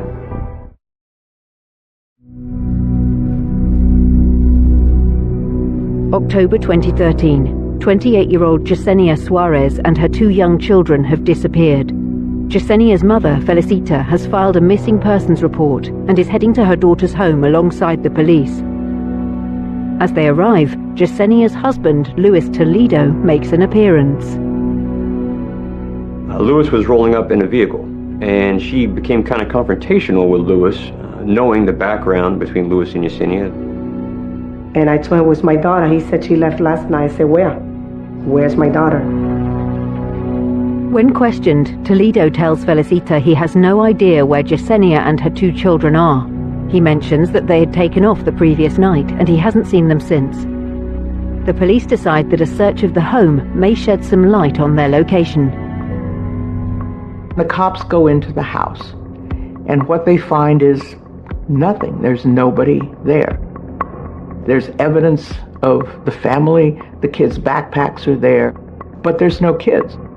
And there's also, the first thing the police notice when they go in is a very strong smell of a cleaner. They think it is like pine sol. And why is that? Why is this the overpowering smell? And they begin to find some very unsettling things. What they see is evidence that something violent happened.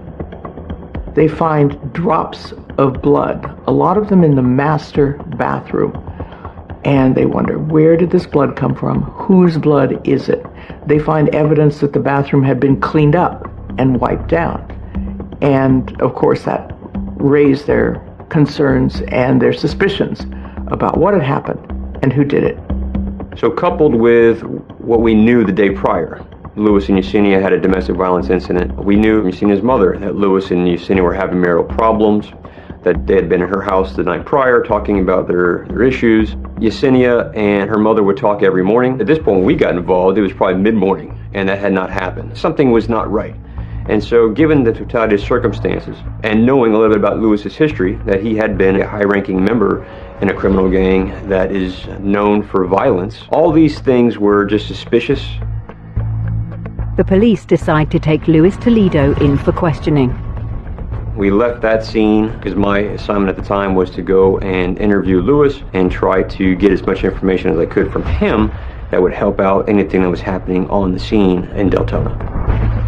My name is Investigator Pat York. I work for the Lewis County Sheriff's Office, and I want to talk to you today about some missing people. My job was to get as much information as I could from Louis in terms of timeline. We knew from Yesenia's mother when Yesenia left that house, and she happened to live down the street from where Yesenia and Louis lived. So now we got to fill in. What happened between the time when Yesenia left to the time where now Yesenia's mother showing up at the home and having this conversation with Louis Toledo? I sat down with the captain and the lieutenant at the time, and they were like, hey, we're working this missing person investigation. Louis Toledo is the suspect, but as of now, we're working it as a missing person of his wife and 2 kids. And when they told me that, I had a gut feeling, and I told them straight up, I was like, you're not going to find them. And they're like, what do you mean by that? And I was like, well, I've known Louis Toledo for a long time. If something happens, It was either gang related or he lost it and killed him. I was there to build the rapport with Semi just because we had that ongoing relationship. This way he kind of felt some trust in the situation. Sergeant Pagliari was there more for the investigative side to get the questions answered and try to get some closure in the case.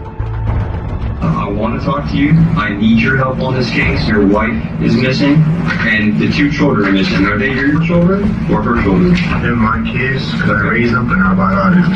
Okay. I did not want to go down a road where it seemed like I might be judgmental because I knew about his criminal background. Truth be told, when these kinds of investigations, whether it's a homicide investigation or missing person investigation, a lot of times law enforcement looks at the people that are closest to them. So in this case, the closest person to Yesenia and the kids would have been her husband. So to get out of that stereotype of, well, you know, I'm the husband, I must be the prime suspect, so on and so forth, that was not the line of question. That was not the tone I wanted to set.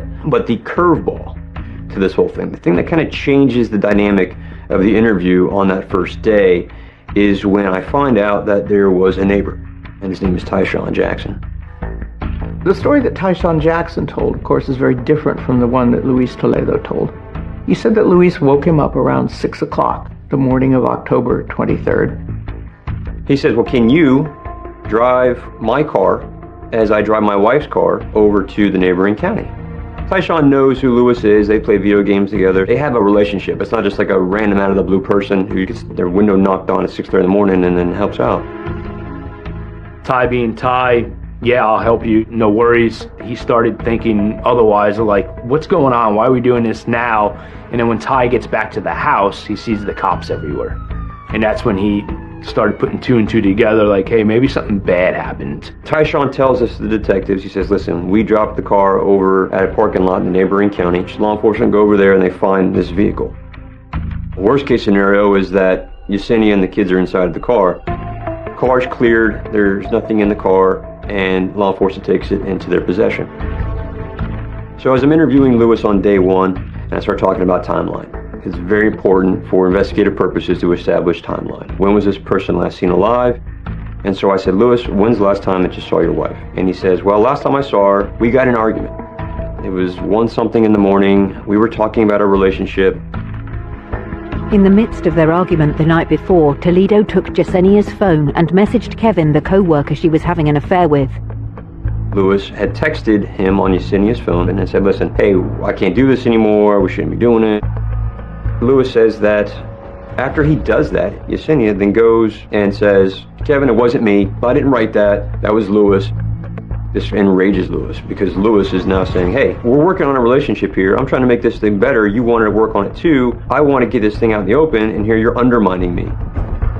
It was around 1:30-ish in the morning, and that's important for the timeline because Luis then says after this doesn't go his way, Luis is fed up with the situation, and then he voluntarily removes himself from the situation and drives away from the resident. That's what he tells me. Luis says he gets in his car and he goes and he visits his parents. I thought, okay, he got in his car, he left, and he physically went to maybe where they live or so on and so forth for himself to kind of blow off some steam or just get away from the situation. But what I learned in that conversation piece is that his parents are both deceased and that they are buried at a cemetery in Orange City, which is a neighboring city to Deltona.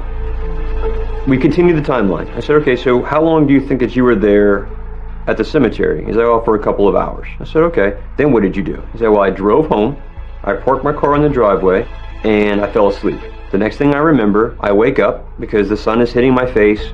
I go inside, the kids are gone, and Yesenia is gone. So when Luis realizes that his family's not there, he just thinks that they had gone on with their daily business. So he begins to prepare himself for his day. Gets himself dressed, gets in the car, and he begins to drive himself to an appointment that he had. He gets about halfway there, and he realizes that he forgot his wallet. And so he turns around, and he comes back to the family residence in Deltona. And when he gets back, that's when Yesenia's mother, Felicita, is there. And then she begins to confront Luis about, well, where's Yesenia? Where are the kids? They didn't go to school. I haven't been able to talk to her. You did something to them. I know that you did. According to Luis, he's taken aback by this. I don't know where they are. I slept in my car in the driveway. I woke up. They weren't here. I went inside. I got dressed. I went and did my day. This is just as alarming to me as it is to you. I let him lay all that out. Fantastic. In my business, a lie is as good as the truth. Lewis has now told me they got in a fight. We fight about the same stupid thing. And she's like, yeah, I want a divorce. I said, whoa, where is this coming from? She's like, I'm tired of this relationship. I'm moving forward. He leaves. He's gone for the majority of the morning. In fact, the whole morning. He comes home. He sleeps in his car. Sun rises. He gets up. He goes inside. They're not there. What he doesn't take into consideration is that Tyshawn has now come to us and has said, I woke up this morning at 6:30 because Lewis knocked on my door, and I drove his vehicle while he, Lewis, drove his wife's. Lewis doesn't know that I know that. The perception that, again, we're on the same team, we have the same goals, what can you do to help, changes when we find out from Tyshawn that Lewis was in her car earlier that day. There's a big discrepancy in what Lewis had told me before in terms of, I was at a cemetery, I came home, I was in my car, I woke up in my car and they were gone. Forgetting to tell me that you drove her car someplace and then actually moved it and then went and talked to your neighbor and we put a car in a neighboring county and that was confirmed because we found the car over there, that's a big piece of your story that you're missing, sir. Luis took off in his wife's car, the black Honda, and Tyshawn followed at some point in the silver Saturn, Luis Toledo's car, and ended up in the parking lot of an apartment complex in Seminole County. And when Tyshawn got there, he saw that Luis already had the car doors, the trunk open on the black Honda, and was cleaning things out, scrubbing things out. And then he saw that Luis went over to a dumpster in the apartment complex and was dropping things in. He saw a vacuum cleaner, he saw floor mats, there were children's toys, 1 or 2 boots that had belonged to Luis, all going into this dumpster. The car, the black Honda, was closed up, left behind, and the two drove off in the silver Saturn. But by now, Tyshawn is getting a little uneasy about what's going on and what he may have gotten himself into. And so when I'm armed with this piece of information, I go back into the room and I say, Lewis, what would you say if I have a witness who told me that you were driving Yesenia's car earlier this morning? And I won't forget this. He used the word impossible in his response. Sources that are saying that they saw you in your wife's car this morning. Impossible. Now everybody knows on my side that Luis Toledo is not being 100% truthful as to what he knows. And he is person of interest number 1 as to knowing what happened that night. We conclude day 1 knowing that Luis Toledo, a former high-ranking member in a criminal gang who has a propensity for violence, is lying. And not lying a little, lying a lot.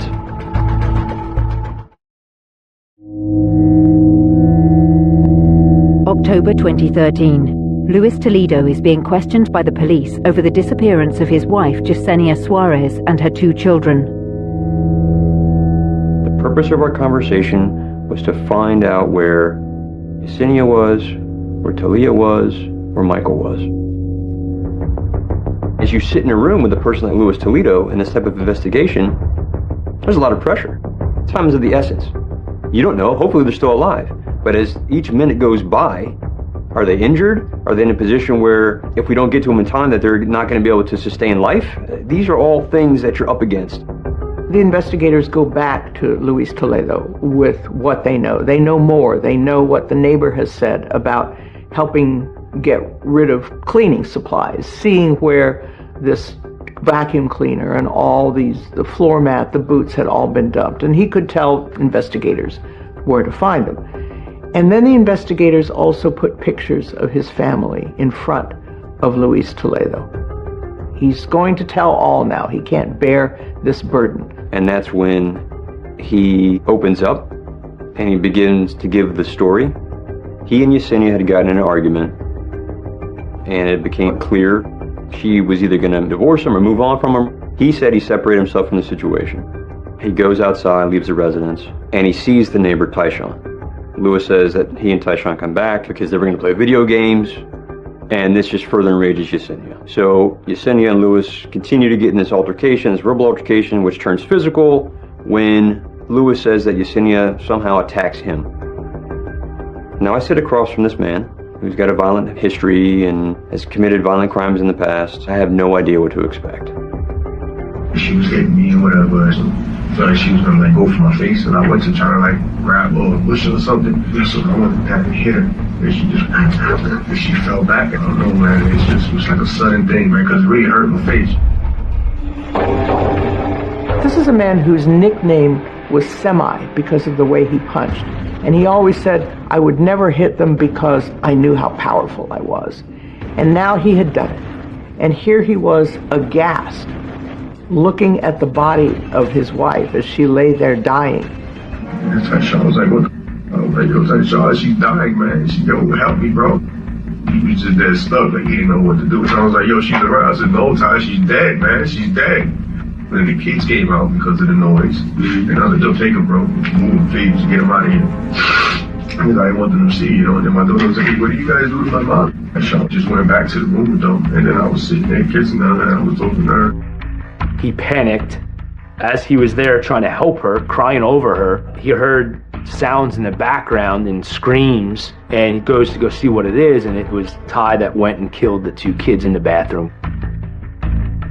My kids, one was in the tub and one was in the floor. I said, what did you do? And I grabbed him and I threw him against the wall. And he was like, man, yo, I can't go back. I'm on probation. They saw us, man. You know, we killed them. I was like, no, you killed them, man. You killed my kids. I can't keep talking about it. I don't talk about it no more. Luis Toledo was blaming Tyshawn Jackson not only for the killing of his children, but for disposing of the bodies. And that Tyshawn Jackson took the bodies away and hid them someplace and refused to tell Luis where they were. He said, it's better you don't know. But, of course, then Tyshawn Jackson contradicts that. He has just shown up and found an empty car and a lot of stuff that had been put in a dumpster. He doesn't know where the bodies are. We're in an interview, and he's complaining of stomach issues. He said he hasn't been eating well, everything going on, the stresses and whatnot. So he asked to go to the bathroom. As we stand him up to go to the bathroom, he looks at me and he says, only you.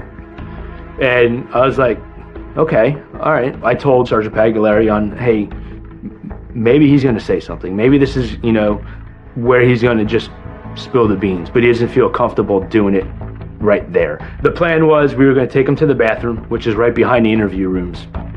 I had a recorder on me, and I was also going to have the other investigators follow me to where they can stand at the edge of the hallway. They can hear, but he can't see them. We walked around, we went into the bathroom, and he didn't have to go to the bathroom.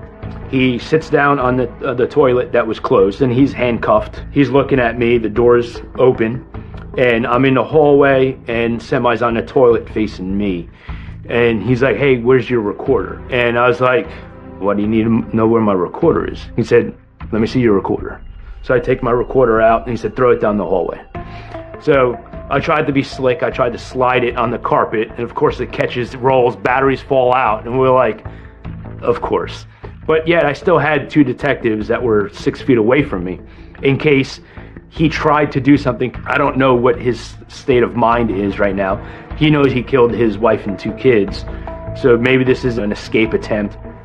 And he asked me if I can take him back to the house. And I was like, what do you want to go back to the house for? I was hoping he was going to tell me, well, I want you to take me there. I'm going to show you where the kids are. So I was like, what do you want me to take you back to the house for? Now I'm talking a little bit louder so the guys can hear me, right? And he's like, no, shh, quiet down. And I was like, okay, why? Why do you want me to go back to the house? And he's like, well, I want you to take me back to the house. You're going to make the cuffs loose.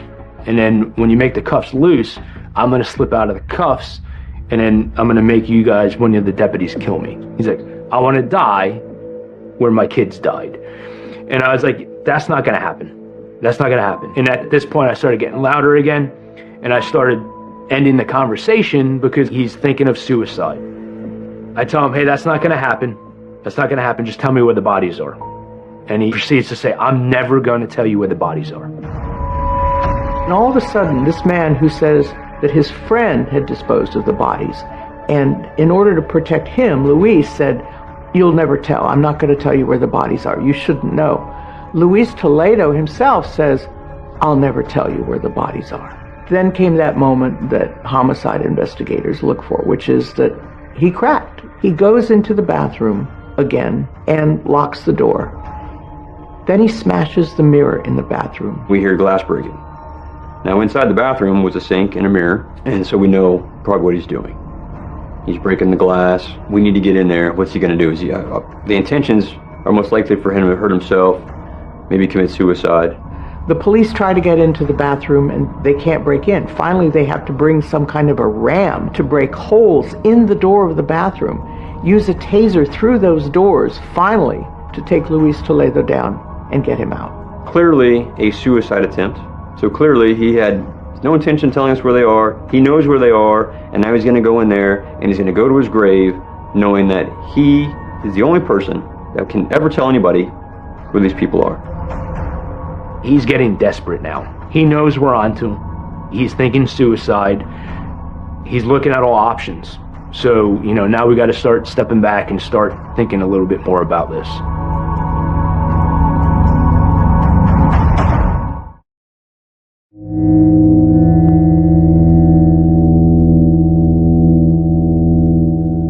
October 2013. Upon being questioned over the disappearance of his wife, Yesenia Suarez, and her 2 young children, Luis Toledo confesses that in a moment of rage following an argument, he unintentionally murdered his wife. But he blames his neighbor, Tyshawn Jackson, for the death of the children and the disappearance of all 3 victims' bodies. I said, "Did you do it?" I grabbed him and I threw him against the wall. I was saying, "No, I killed him, man. He killed my kids." However, the investigators are not convinced that Tyshawn was involved.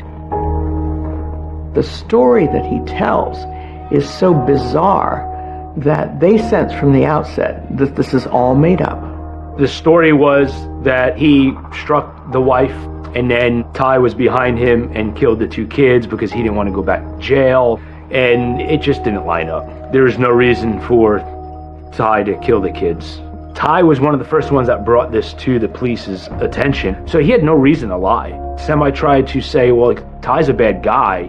He didn't want to go back to jail. This is why he did it. He was like, "Man, I can't go back. I'm on probation. They saw us, man. They know we killed them." But that's the farthest from the truth. Ty was on probation for very, small crimes. He was trying to make something out of himself. He was trying to get back to being a modern citizen, it didn't make sense on why Ty would do any of this. Exactly what his story was is what happened. Toledo, he is very intelligent. He knows the best story is to say what exactly happened, but he's going to move around who did what to protect himself. So everything he said Ty did, he did. But it was easier for him to tell a story and remember that story by telling the truth, but using somebody else as the actual fall guy. With the investigators believing that Luis Toledo is the sole perpetrator in this case, he must now face the charges. Now, the charges he faced were second-degree murder for his wife, but first-degree murder for the children. The thinking was that second-degree murder is a crime a bit more of the moment, not planned out, a crime of passion. It was a out of rage killing. Jealousy led to this. And the kids heard this, came out, saw what was going on, and that Luis had killed them. The children had nothing to do with it. They were 9 years old and 8 years old. They were born 10 months apart. They were his stepchildren. He'd lived with them. He'd taken them to school. He'd fixed their lunches. And the idea that he had killed them was beyond his ability to acknowledge. His old gang code with the Latin Kings said, never ever hurt kids. So if he were to confess to killing the kids, he would be held liable by the Latin Kings, and he would have to deal with it on that side as well as the criminal side. 3 years after the murders, the trial begins. I had to be there and make justice for my daughter and my grandkids. It was very hard. I try not to even look at him. We hear from Tyshawn Jackson telling again the story that he had been the fall guy. We heard from Kevin Dredden, who had been the lover of Yesenia, talking about how he had been threatened by Luis himself. that Luis was already prone to this kind of violence and was angered by their relationship. Luis Toledo himself did not take the stand to tell his story. It was left to others. Luis Toledo's defense attorneys stuck pretty much to the first version of the story that Luis had told. That yes, he killed his wife in a fit of rage. He was strong, his hands were dangerous, he'd promised he would never use them on her, but he just snapped. Those were the words he used to Tyshawn Jackson too. Just snapped. Clearly there were a lot of hurdles for the prosecution in this. You had a few drops of blood, you had cleaning products, a floor mat of a car, a boot, and that was pretty much it. What do you do with a case like that where you don't even have the bodies? You can't say how they died. You can't really say authoritatively when they died. You can just say that they disappeared. No victim, no crime. And in here, we didn't have 3 victims. They were missing. It was really a challenge. But prosecutors turned it around and said that the lack of bodies showed the additional callousness that not only could Luis Toledo kill them, but he could move them somewhere and get rid of them cold-bloodedly. Even though there wasn't much in the way of physical evidence as far as the bodies were concerned, there were the text messages to and from Luis and Yesenia, and to and from Yesenia and Kevin, her lover. And remember that Luis had access to all of this because he'd put spy software in the phone. So the mounting anger and frustration, the questioning of Yesenia, and her response, admitting that she had finally, yes, I had made a mistake. The message with Kevin from the actual day that Luis came to the office, the message between Kevin and Yesenia about when they would be getting together again. All of this was accessible to Luis, and all of it was shown to the jury as well. I know the judge addressed it once where he's throwing Latin King signs up during court. Law enforcement noticed it and thought, are these gang signals? Because, of course, he had been in the Latin Kings gang. Was this a signal of where the bodies might be found in order to get rid of them in case anybody did find them and try to bring them in as evidence during the trial? There was really a lot of puzzlement over this. And so law enforcement and other people who know about these things finally deciphered these hand gestures, and they meant, just go ahead, do it. What was Luis Toledo saying with this? Was he saying, just go ahead and convict me? Just go ahead and sentence me to death? So for trial purposes, what they wanted to do was play all of his interview. Jurors are looking at the entire courtroom. How is the defendant reacting to this, especially when you play the tape of the interview and he goes into detail how he kills his wife and these 2 kids are killed. As a juror, not only am I fixated on what's on the screen, but I also want to turn my attention to the accused. How are they reacting? He sat there emotionless, but you got to consider, is that part of the con? He's the guy that wants you to believe everything he's going to say, that he didn't do anything wrong. He justifies killing the wife because the wife did him wrong. He's a cold-blooded killer. When the case finally went to the jury, it was about 9:30 in the morning, a jury of 9 women and 3 men. And they deliberated about 8 hours before they delivered their verdict on that same day. And it was guilty on all counts. 2nd-degree murder in the death of Yesenia Suarez, and 1st-degree murder in the deaths of Talia and Michael Otto, the children. Which was a huge win for the prosecution and for everyone that investigated this case, because we didn't have the bodies. Without bodies, it's hard to prove an act. It's especially hard to prove a 1st-degree murder. And the jury came out and was able to see through his story and be able to come out with a guilty verdict, thankfully. In this case, the jury considered, and even though it voted 10-2 in favor of the death penalty, that decision has to be unanimous. And therefore, Luis Toledo was sentenced to life in prison without parole for each of these murders consecutively, not concurrently, to be served one after the other after the other. Luis Toledo, he is a jealous possessive who will never tell where those bodies are because he wants to possess them. He enjoys seeing that the family and friends and everyone beside themselves, and that's just his last way of sticking it to Yesenia. He says that he loved her, but he hated her so much.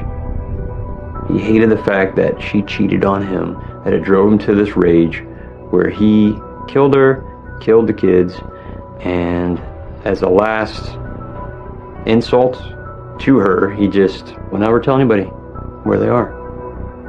The search for those children and Yesenia really was uniting the community in a terrible and fearful way. They wanted to find the bodies, but they dreaded finding the bodies. And what was even worse turned out to be not finding the bodies. The family could not believe they were dead. The police were saying they're dead. And the family said, we won't know that without the bodies. They wanted the proof. We often hear that phrase, closure, that people, when their loved ones are believed to be dead, they want the physical evidence to know, and they want to be able to say goodbye to that part of that person that they knew and loved. In this case, there was nothing. In spite of this large hunt, police were there, investigators were there, volunteers were there, news crews were covering this assiduously, and yet nothing ever turned up. I would love to say to him that, please just give me my family and let me put them in rest, where they're supposed to be, because some people say, Mommy, they're alive. I said, I know my family is not alive. I just want them home to put them in rest.